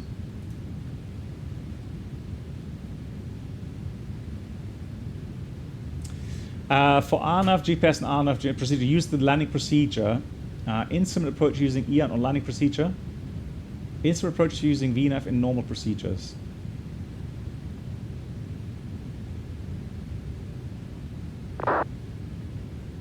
Okay, well that means, as far as I interpret that, Bob, it means that you can, or you should be using EON, yeah.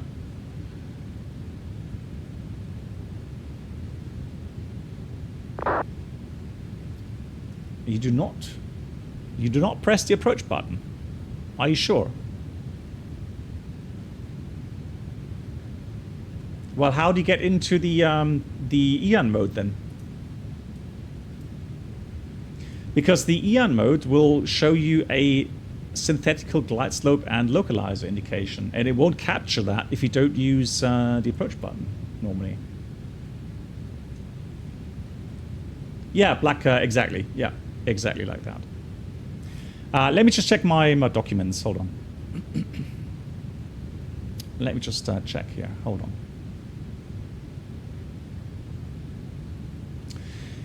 Yeah, so black also, I don't know if about a 787 now, in the A320 you can use open descent, open climb, and still use managed speed mode. I think here it doesn't work. So if you use flight level change, it jumps to selected speed. So you can then manipulate the descent rate by adjusting the thrust. So if you're in thrust hold, by adjusting physically the thrust levers, you can then adjust the descent rate, or climb, well, not climb, but descent rate. And also you can manipulate the descent rate through the selected speed here. That also works.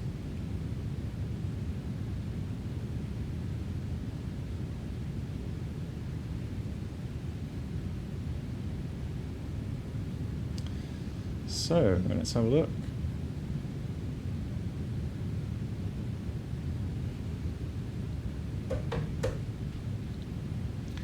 Where are we? Menu, airport, here we go. So here we have, there's Geneva, there we go. The Man Destroyer, hello to you. So, we are about to find out about the approach button.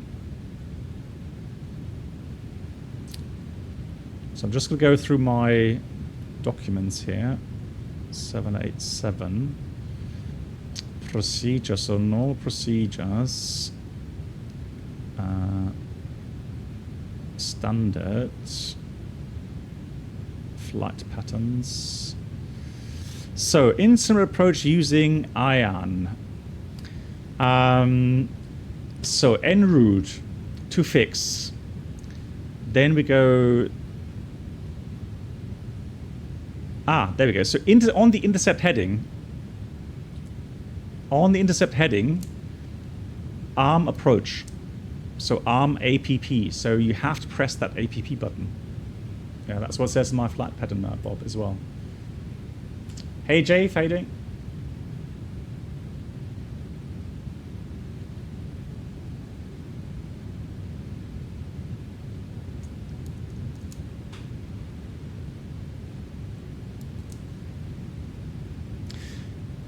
Yeah, of course. So any curved approach is not a EAN conform approach.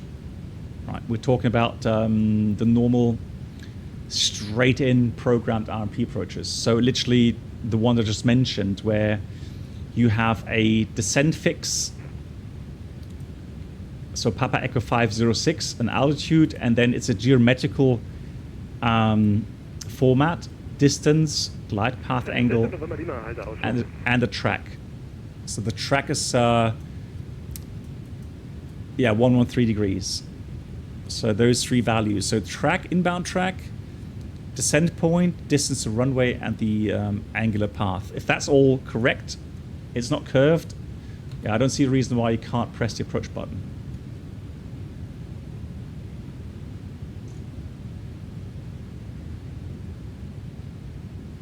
And Bilberry Hawk, how are you doing? Nice to see you. V2 plus 10. Are you focusing more on Twitch now, Captain? Yeah, so what will happen, I'm only allowed to stream on Twitch. Twitch has changed their term of service. And so they started banning streamers that stream on YouTube and Twitch.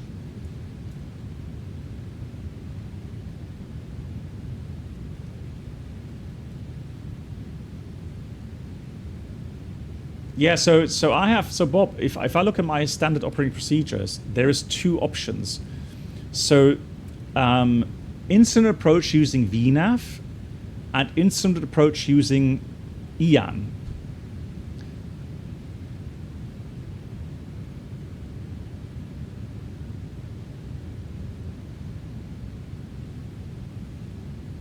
Yeah, these are the two different patterns that I have available. Yeah, I'm doing well. Thanks for asking.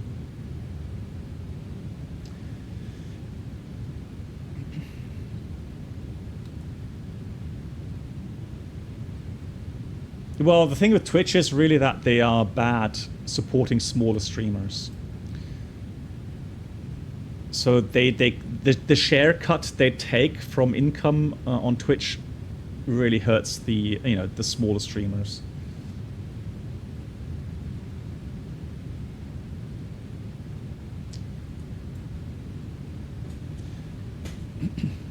Yeah, I mean, Hawk, so the main priority for me is, when I stream, is the community in a sense of providing interesting content. So meaning that way, like today again, I'm getting lots of good questions. So that keeps me busy. Sometimes I have to look into my documents because I may not know the answer off the top of my head. It keeps my knowledge refreshed. So it's something that I profit from as well. And I just find it interesting. And the development of the flight sim world right now is very interesting. It's very fast moving.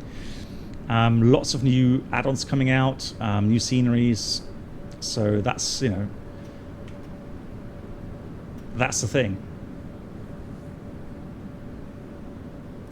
Yeah, so Hawks, actually, it gives you a button these days now on Twitch where I can, with a single button, I can simply transfer the stream to YouTube.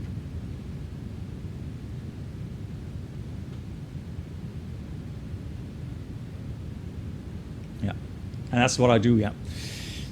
Yeah. So Bob, the thing is, so there is the definitions regarding RNAV and RNP. So an RNAV approach, strictly speaking, normally doesn't require a GPS updating.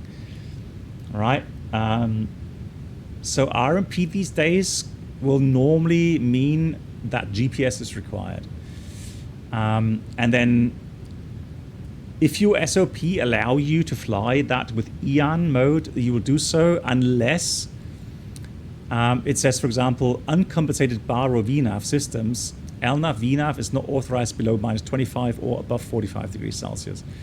I think the 787 has baro compensated, so it automatically compensates for temperature deviations.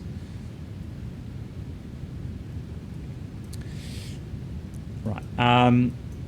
So this approach here, again, we've talked about this on the stream when we're flying the Challenger 650. We had Toto come in and provide some fantastic info regarding LPV approaches, requirements, etc., what it all means. We can't do that here in the 787. So I don't have the equipment here, so we can't use the LPV minimum, but we can use the LNAV VNAV minimum. And today it will be 450 feet because we are a heavy.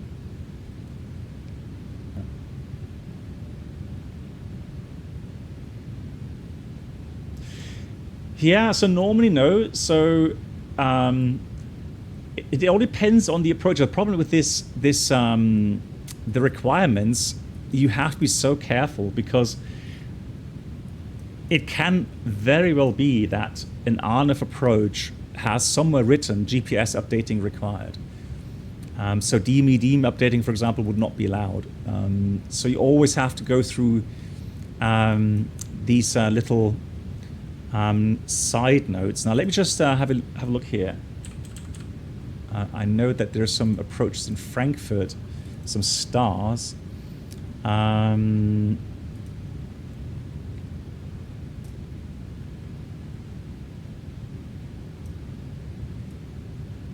So this one actually, for example, it's an RNAV star. So it says the updating can be done either by GPS, DME, or DME IRU. All right, so you don't need GPS updating for this star. But there are stars. Let me just try and find it. There was stars where you have to have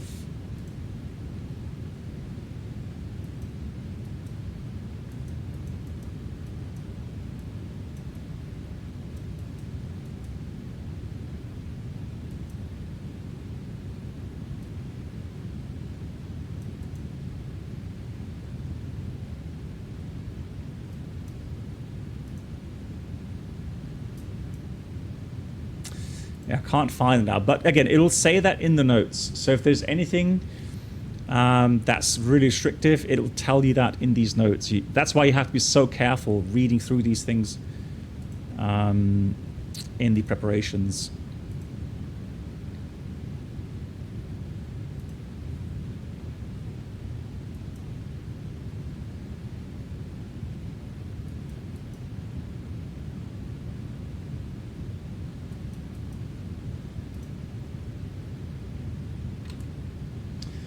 Yeah, maybe it's the departures as well. Yeah, it could be departures as well.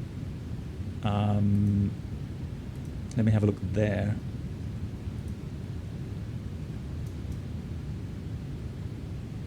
Yeah. Okay. Yeah. So MCK is correct. Here, for example, for the Maroon 3 whiskey, GPS is required. It says an RNAV sit, right? It doesn't say RMP sit or anything. It says RNAV sit. But it does restrict you. GPS is required for this SID.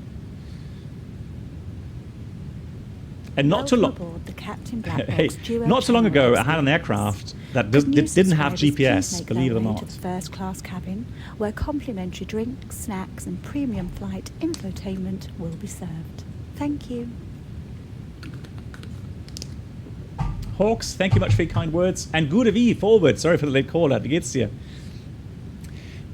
Paolot, thank you thank you so much. Paolot, thank you for your support. 5 months here, big round of applause for that as well. Thank you everyone for your support. Yeah, mir geht's gut. I'm doing well. Lots of flying to do, but yeah, MCK, exactly. So Hawks, you appreciate the content that you provide. My pleasure indeed. Love how in-depth you get and the way you explain things. Keep up the great work and hope the Twitch nonsense doesn't Tori. No. So Hawks, so for me, the important thing is that I find a platform which is, entertaining and comfortable for my viewers to use. And when I did my Welcome aboard the Captain my survey, if you like, regarding which platform I should choose, either YouTube or Twitch, where complimentary people said that they were not happy with YouTube. And I've noticed that as well. When I was doing solely YouTube streams, the viewer numbers were just a lot lower. And of course, that is something which is somewhat demotivating for obvious reasons, because then there's not as many questions. The chat just seems a lot quieter. And yeah, so I preferred to be kept busy by lots of questions. And then I have some more topics to go through. Hawks, thank you much. That's really kind for joining our community. That's a new member. Welcome to the community, Hawks. Thank you for supporting. That's really kind. That's really kind of you.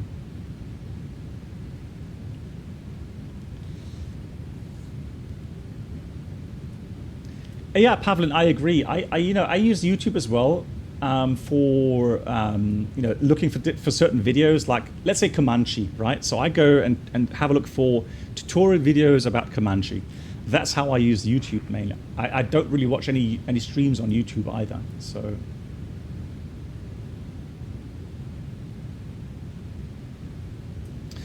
I said really no control here. Anyway.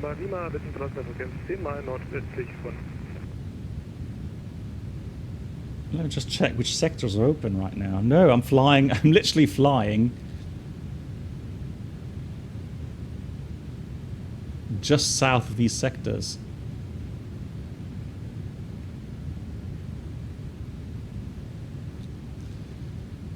Yeah, we're just crossing into Italy now.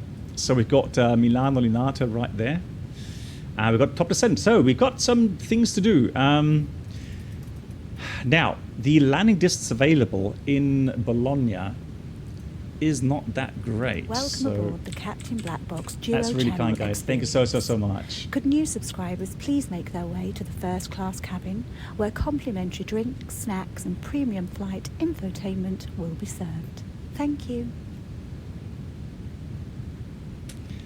We have a resub from Sector 87. Sector, thank you so much as well for 2 months. Welcome back. Much appreciated. Thank you for your support. MTK, on the node of learning aircraft system, how do you approach this? Do you write nodes? Believe it or not, yeah, MCK, so I don't have a talent for remembering things too well. So my brain kind of needs repetition.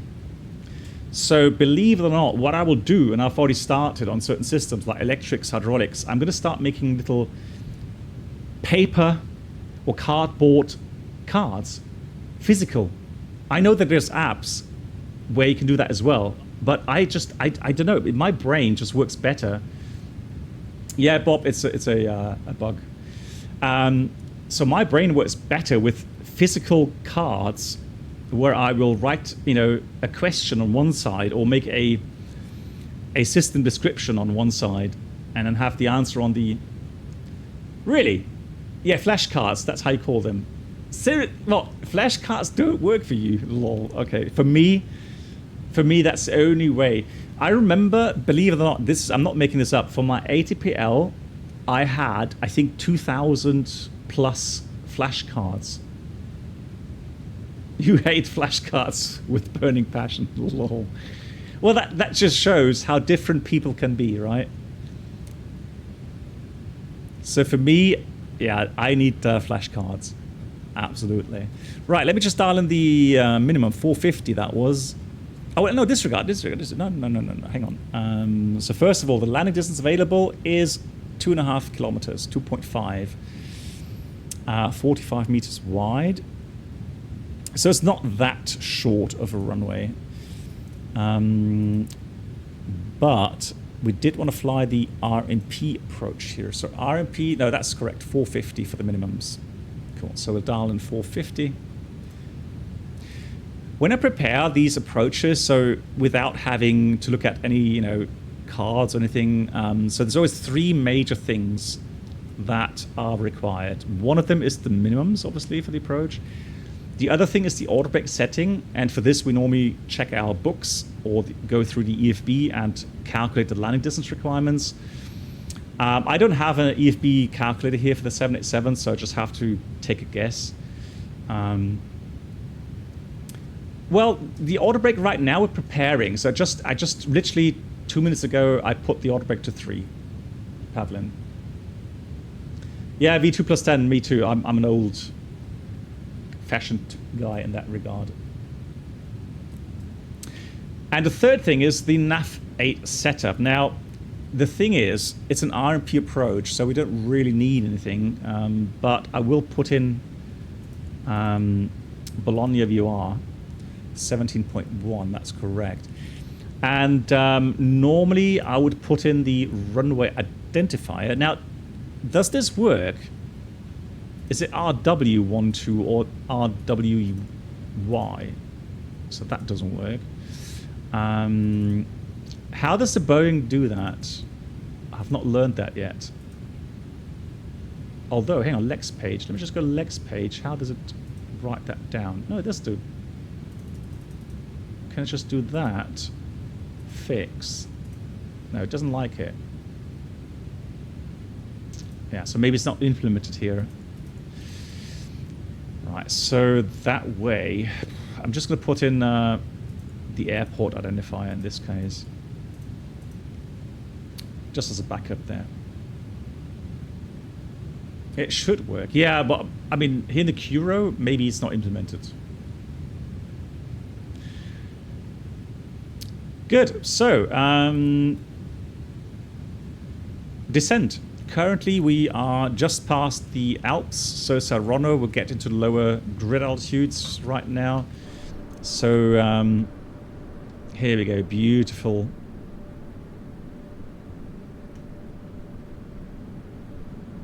Milano.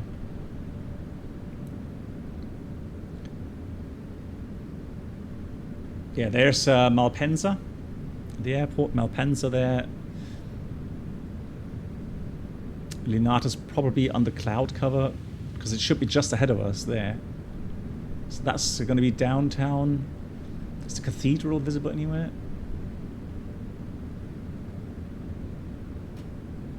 Yeah, beautiful.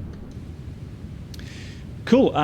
So we'll descend into Bologna, and that means going towards Riptu. Currently, we are here. Yeah, so the 12.5, 14.5, that's all terrain that's a little bit more north.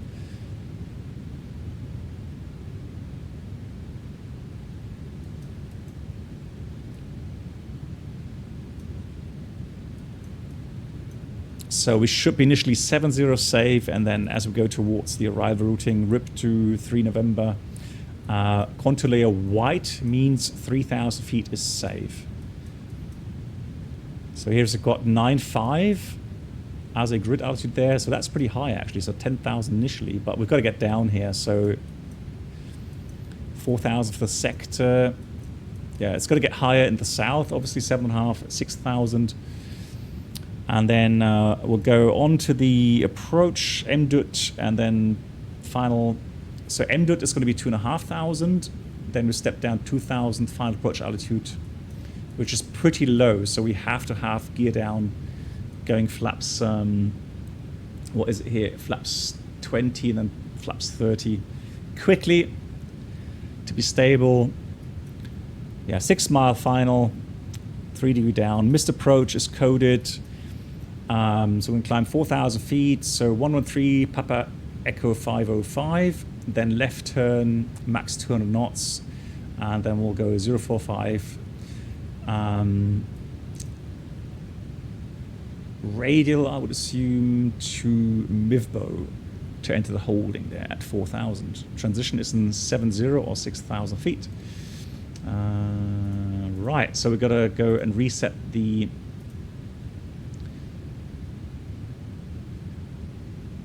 forecast here, and that's going to be 70. There we go. Cool. So let's go down to 100 initially. So resetting the MCP, 10,000, and that should cause the autopilot to descend automatically.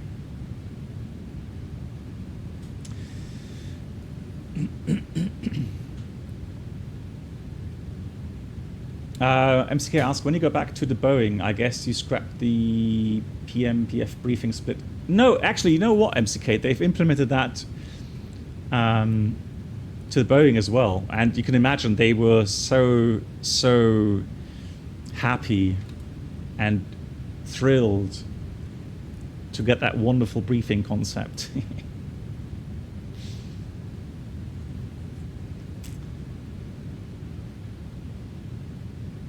Yeah, Pavlin, a lot of people love the Navigraph charts. Although, I mean, Lido, again, there's people that prefer Lido and there's people that prefer Jeppesen. There we go. Starts descending automatically. Very nice. Excellent.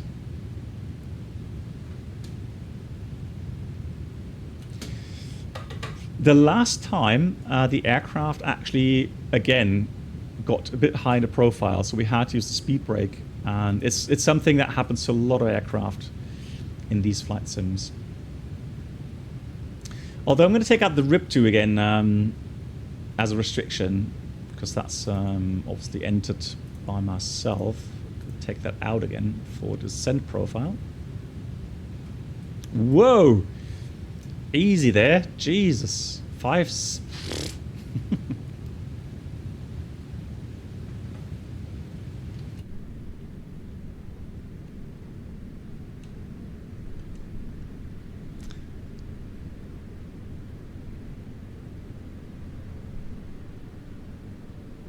Beautiful. That's lovely.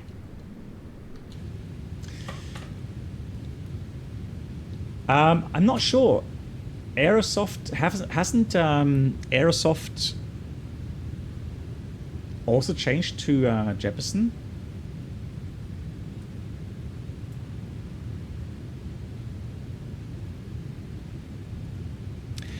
Now, I have to admit, I should have put in some descent winds here. So let's put 250. And the wind there is 250 at 70.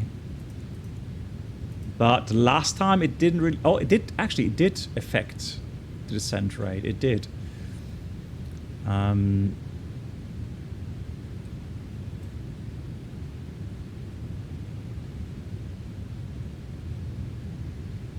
Now, I'm not sure what that is supposed to be. That's supposed to be misapproach path. The blue, the cyan color there. Okay, so that's a bit messed up. So it's supposed to go to... Hang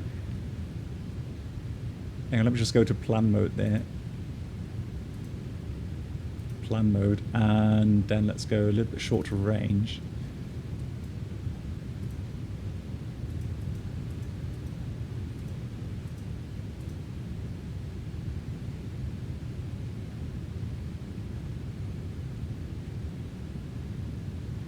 Yeah, so the restriction 200 knots is in there, but yeah, that's supposed to be the holding then. Okay.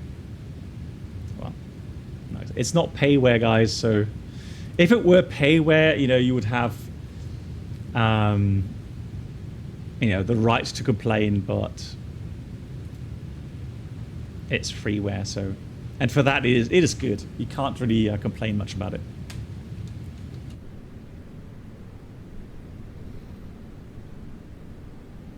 It's so beautiful. Love it. Quality being is no better. Yeah, probably. It's not finished. I think so, Mark. Yeah, I think... there we go. So it says unable to maintain enough extend speed brake as required. All right. Yeah, so we're getting a little bit fast here. So speed brake's out. And let the aircraft just slow down a bit again. Going to get rid of some excess energy. Because pilots don't normally talk about being too high or too low in the profile. It's more about energy. So again, you have a certain mass going at a certain speed. And so we call it energy management and not really descent management.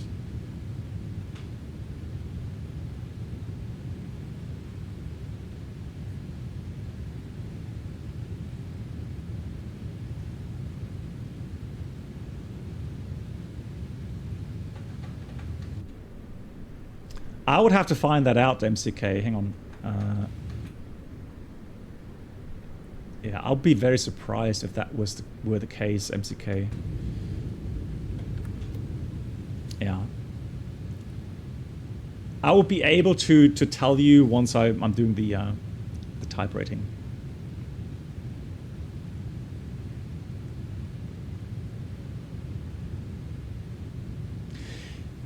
Well, yeah, it's electric. That's what I heard. So the only way it affects, obviously, or would affect, no, it doesn't really heat up the air. I mean, the airflow is so large. So yeah, it just does not take bleed air from the engines. So yeah, it will not affect engine power. Yeah.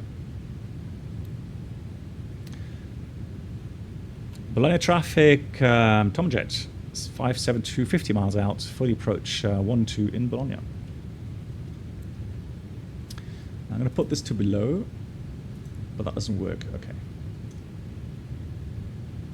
Good. We're going to switch on the seatbelt signs here. Checklist, recall checked, auto brake 3, landing data VREF minimum. VREF is, oh, hang on. We'll do a flat 30 landing here. So VREF is 134, minimums 450, approach briefing completed. Next will be altimeters. That's so beautiful. That's the Tuscany mountains coming into view here. Beautiful area. Good, we'll descend down to 6,000 feet. QNH is, check the latest weather, 1005.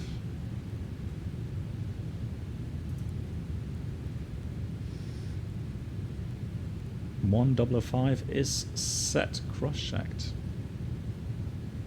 And again, we're way high, so we've got to help out here.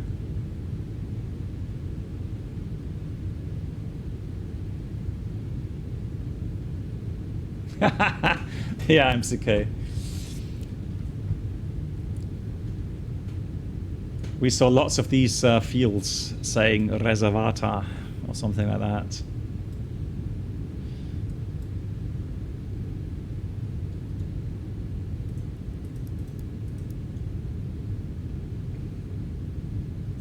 Landing lights on, 10,000 feet, reducing to 40.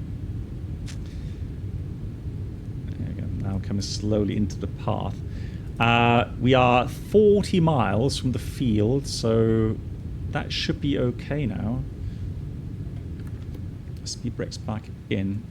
Oh, come on. Seriously.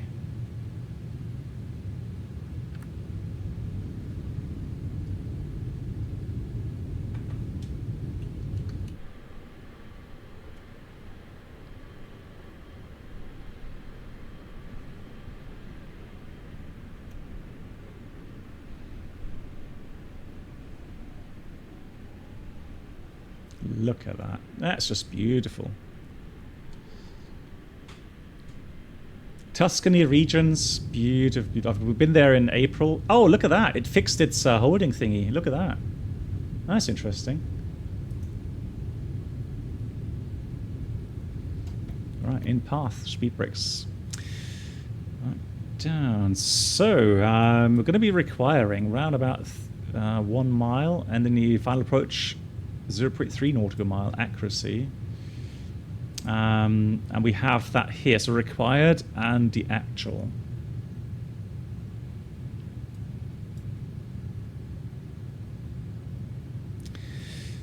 So it says RNAV 103 degrees and the runway distance 31.6 miles.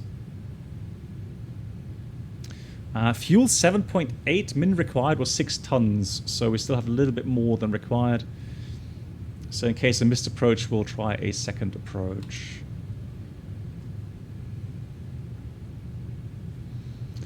Good, let's go down to 3,000 feet. Which is below MSA, obviously, but contour layers, we talked about it, contour layers, 3,000 is safe.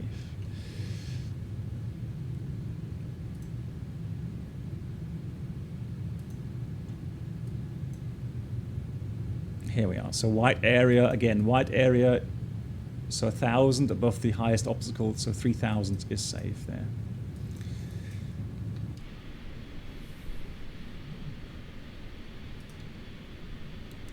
Yeah, Alpha, hey, how you doing? I'm looking so much forward to the Comanche flight now.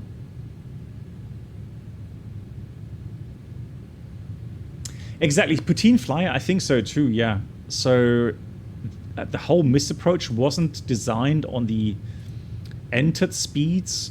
It was actually designed on the actual speed of the aircraft. So that's why it kind of did that really crazy holding pattern there.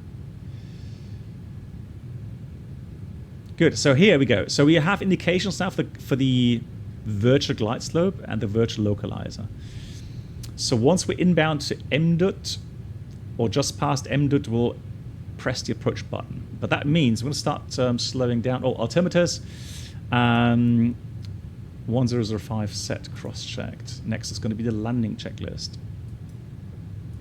So here comes flaps 1.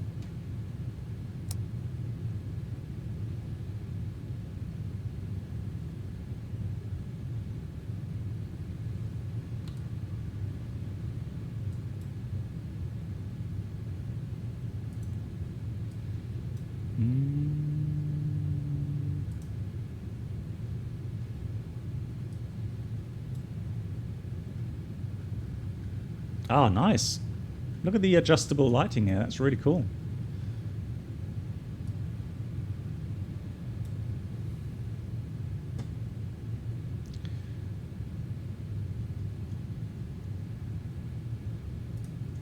Going flaps 5.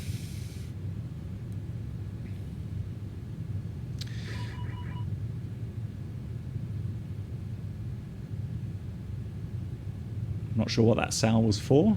But there we go.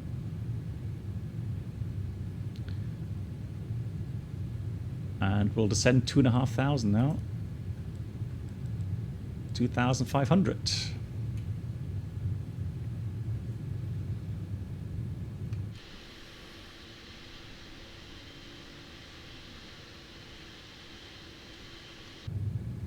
No. It can't stall.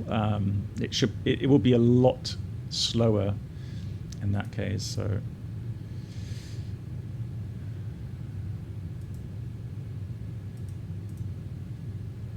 okay, accuracy is still within limits.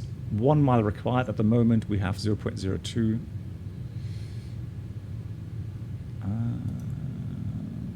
So I'm going to keep that at selected speed now. So that's the thing. It doesn't do the same thing. It has no speed protection like the A320, unfortunately. So got to be aware of that. I am going to arm the speed brakes.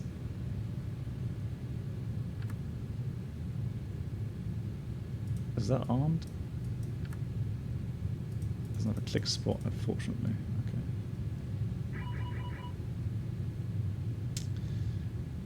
Alright, that's done.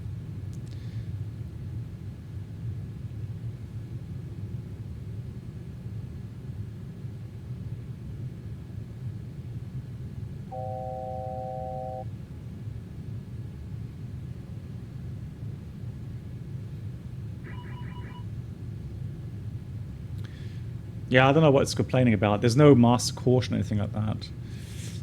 So there we go. On to final track. And MDUT limit is 2.5. And then after MDUT, we'll descend down to... I'm going to go vertical speed really quickly here. There's the airport. It's quite nice depiction here regarding terrain mode. Look at that. Very nice. Really cool. Yes, coming down. Flaps 10, or actually flaps 15 it says.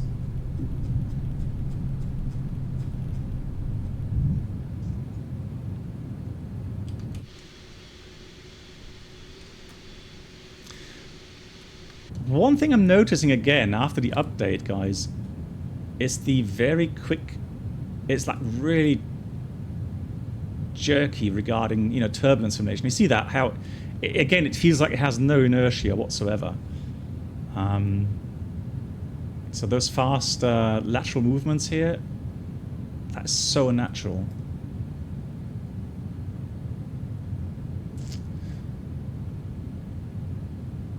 Okay, so it should respect these flap limits. Okay, well, interesting.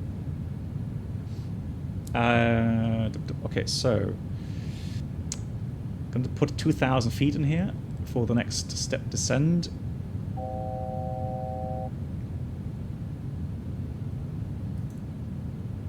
Right, VNAV path.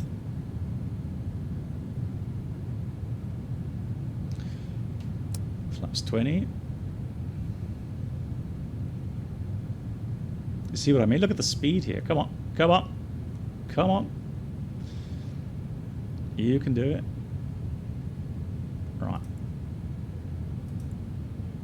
Lol. So the approach button doesn't work. Lilo! It doesn't work. Oh, it does. Disregard. I take it back. FAC and glide path armed. We're good. Right, flaps 30. So landing gear is down. But look at the speed control. What's it doing?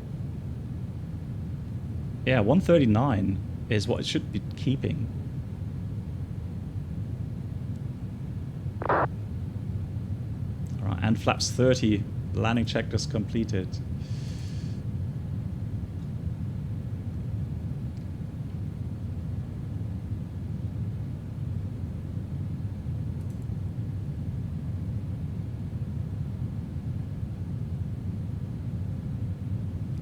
There we go, final approach course. Waiting for the glide path. What's going power idle? Blimey.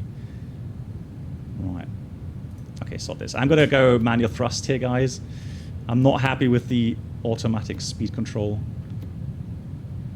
Manual thrust.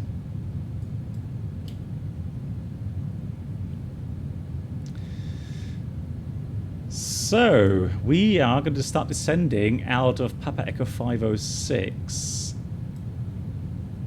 Let's see if it does that. There you go, glide path. Armed. Capture, oh, actually captured, not armed. Yeah, I can see 2 red, 2 white. That looks alright. Missed approach, 4,000.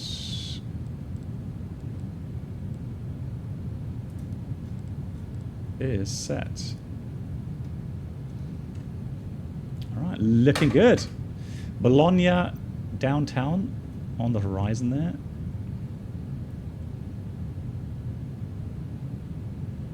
Oh, it's doing well. I can still see 2 red, 2 white. That's fine.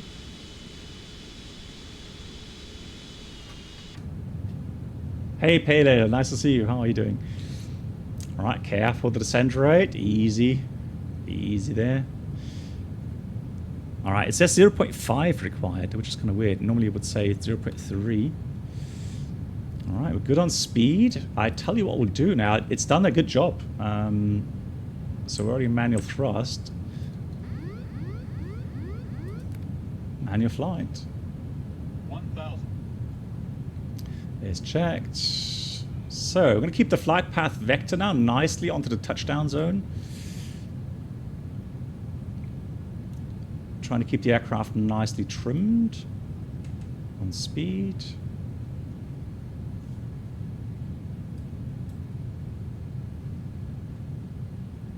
Bologna traffic, Tomjet 572 on a 2-mile final, 1-2 in Bologna. And this is payware as well, so they just, so it was from MK Studios. 500. So I'm eager to see how that looks.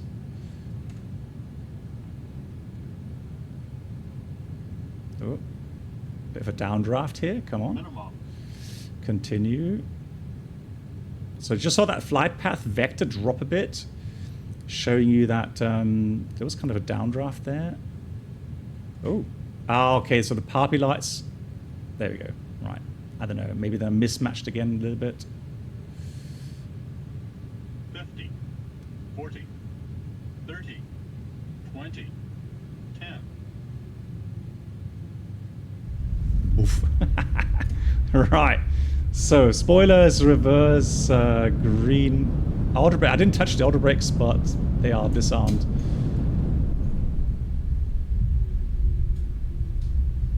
$70 knots is check. I love this feature. See how if I brake, it tells me the corresponding auto brake settings. So right now this would be 4, and that's pretty much max braking available.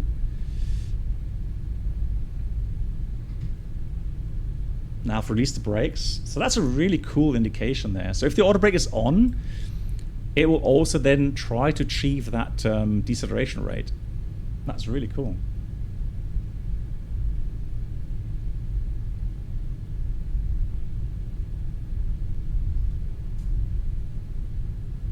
Was it that bad? I didn't think I was concentrating so much. What do you mean? Was that landing that bad?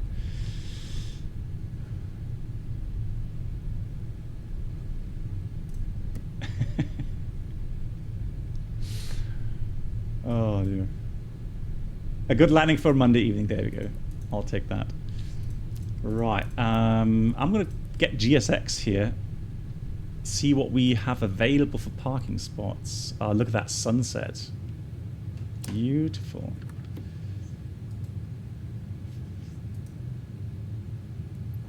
Parking. Parking 103.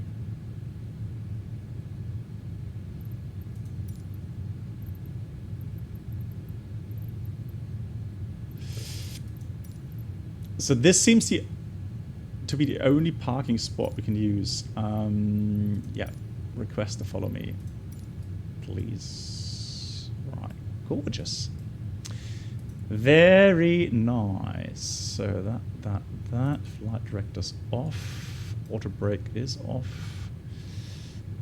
Flaps are retracted. Let's start the APU.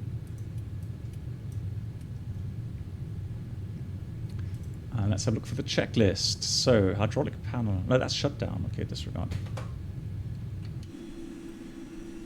Oh, that would be a joke, MCK. If that had been a Lamborghini... that's actually... You know what, MCK, now that you said that, that's actually disappointing. Because here in Bologna, at least in summertime, you get a Lamborghini as a follow me car. The coolest thing ever. I've seen that so many times here.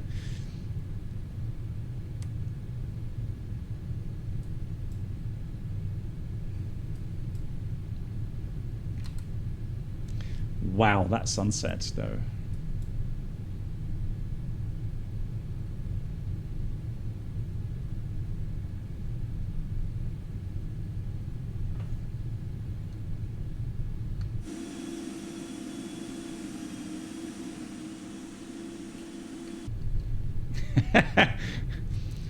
What's the matter with the follow me? Did you have too many Vino Tinto or something?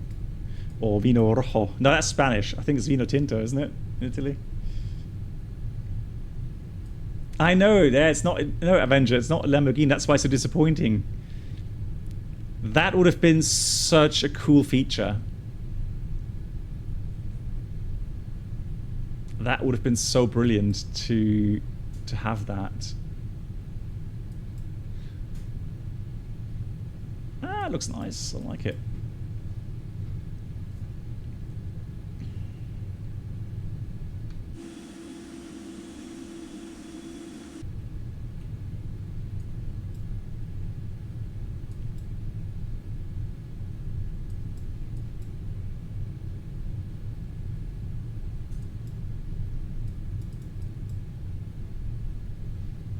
Okay, so there's 104, 103. I did update GSX today, guys. That was a huge update. I don't know how many gigabytes that was. No, so actually, you know what? Maybe I can find a picture. I will have a look if I can find it. Catch me if you can. Right, there we go. So let's not try to blind our...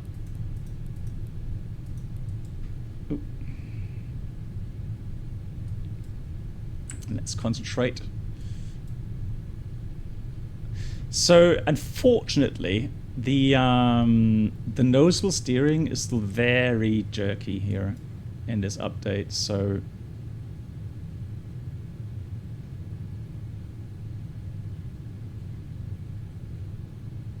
there you go. Parker brake set. APU is available. Ground power as well. So let me switch off the engines.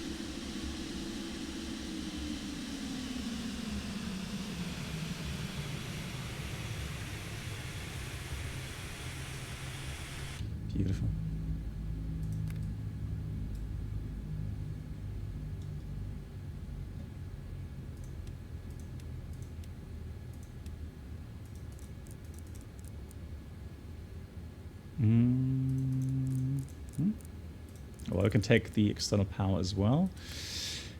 And so shutdown, hydraulic panel is set, fuel pumps are off, flaps are up, parking brake is set, and fuel control switches cut off. So that's the shutdown checklist completed. So we can switch off the beacon light as well. And let's see if we get services here. So GSX, request deboarding. The boarding requested. Okay, guys, let me just quickly try to find the Lamborghini picture so that you guys believe me. That must have been like, I don't know, that was pre-pandemic, maybe 2017 or something.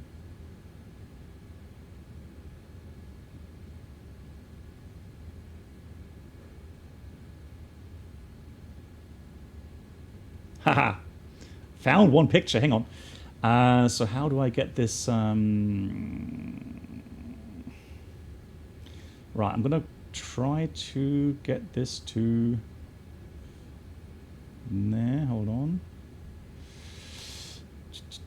Passenger's bus is coming.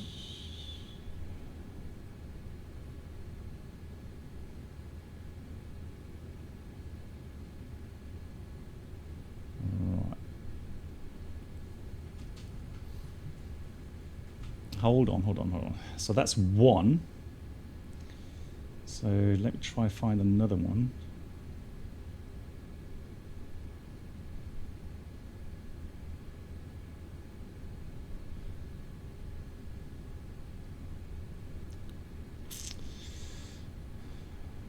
Right, so whenever you search for something quickly, it's always a bit of a problem. But I found one picture, at least, that I took. Right. Passengers deboarding starting. Just give me a second. I'll have that to you in a second here.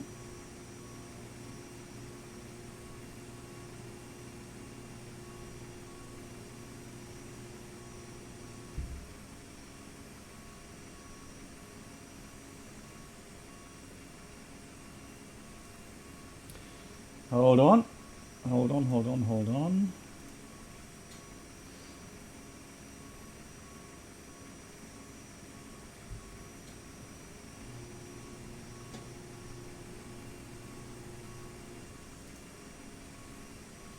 So guys, here it is.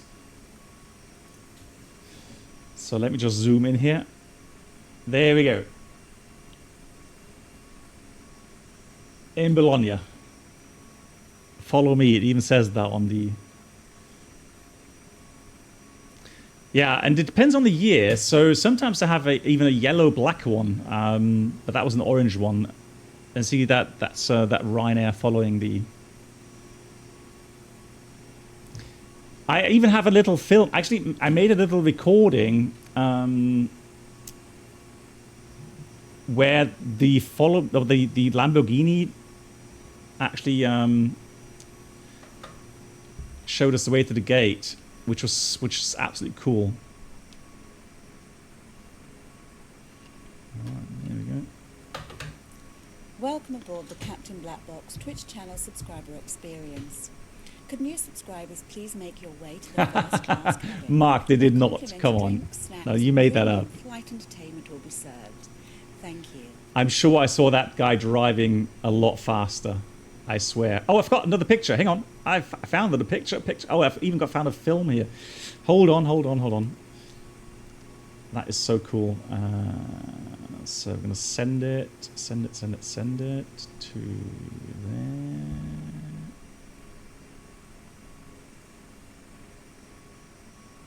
Hold on.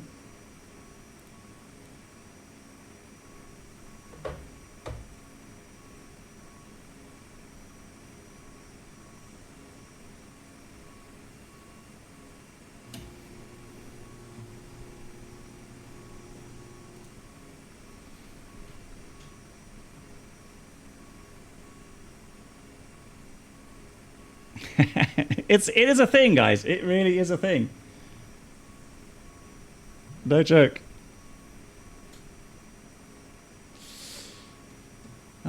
Right, cool.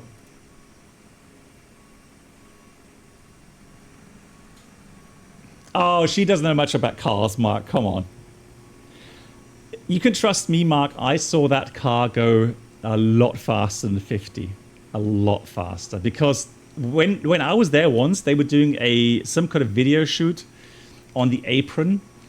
And I was standing, I think we stood here watching it. And it went from this part and it zoomed somewhere. It was going more than 50. A lot more. Trust me. Right, so here we go. So they did model a little bit of the interior. So there should be a nice coffee bar right around the corner here. I didn't model that. That's a shame. Because right here, there's a really good coffee bar. Or is that around next corner there? No, unfortunately. So, yeah, get really good espresso cappuccino. Slice of pizza. Yum, yum, yum.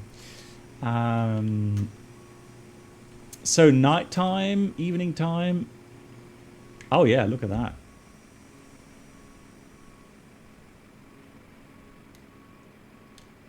Beautiful. Oh, that's a Maserati. Ha, lol. Now, on the airport, I'm not sure if they modeled it. Now, down here, they always park 2 Lamborghinis.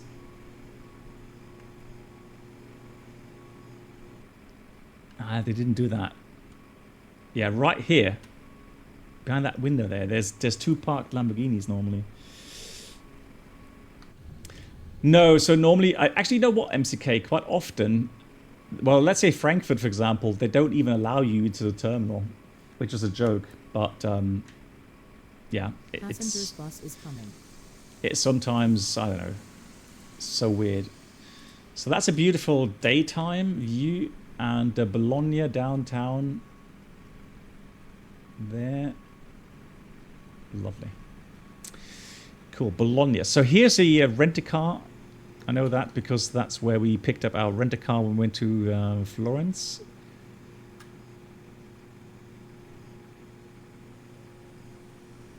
And there's no jetways here, guys. So passengers either be driven by bus or sometimes they just simply walk across from the terminal building there.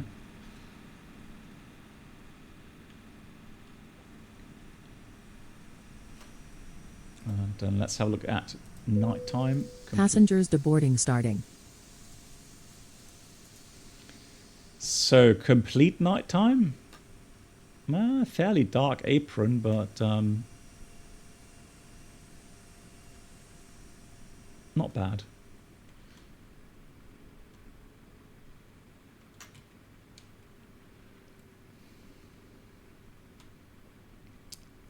Lovely. Hey Bruno, how are you? Cool. Guys, thank you so much for watching. I will be back in about 10 minutes time and we are going to fly the Comanche.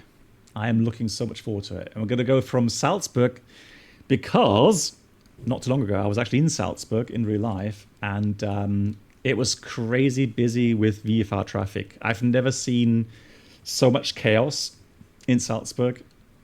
There was like 3 helicopters. 5 or 6 props or GA aircraft. I mean, there's one Diamond 62 right ahead of us, which caused us delay as well. It was crazy. But yesterday we departed as well. First time departed actually going southbound, 1-5, which was absolutely beautiful. Left turn over the city. Absolutely gorgeous. Cool, guys. So give me 5 minutes, 10 minutes, and I'll be back. My dear moderators, thank you so much for all of the help. Nice of you to see you. And Yorda, yeah, do celebrate nicely. You've got a couple hours left of your birthday. Have a few drinks. And big thank you to all of the support. So we had Lovis coming in with 500 bits. And an anon as well, 2-3 euro donation. Thank you very much for that. Thank you for all of the resubs. And we've got new members in today as well. Thank you so much for that support, guys. And like I said, stay tuned for the Comanche. Otherwise, I'll see you, if you like, on Wednesday. Yeah, Mark, that's true. Take care.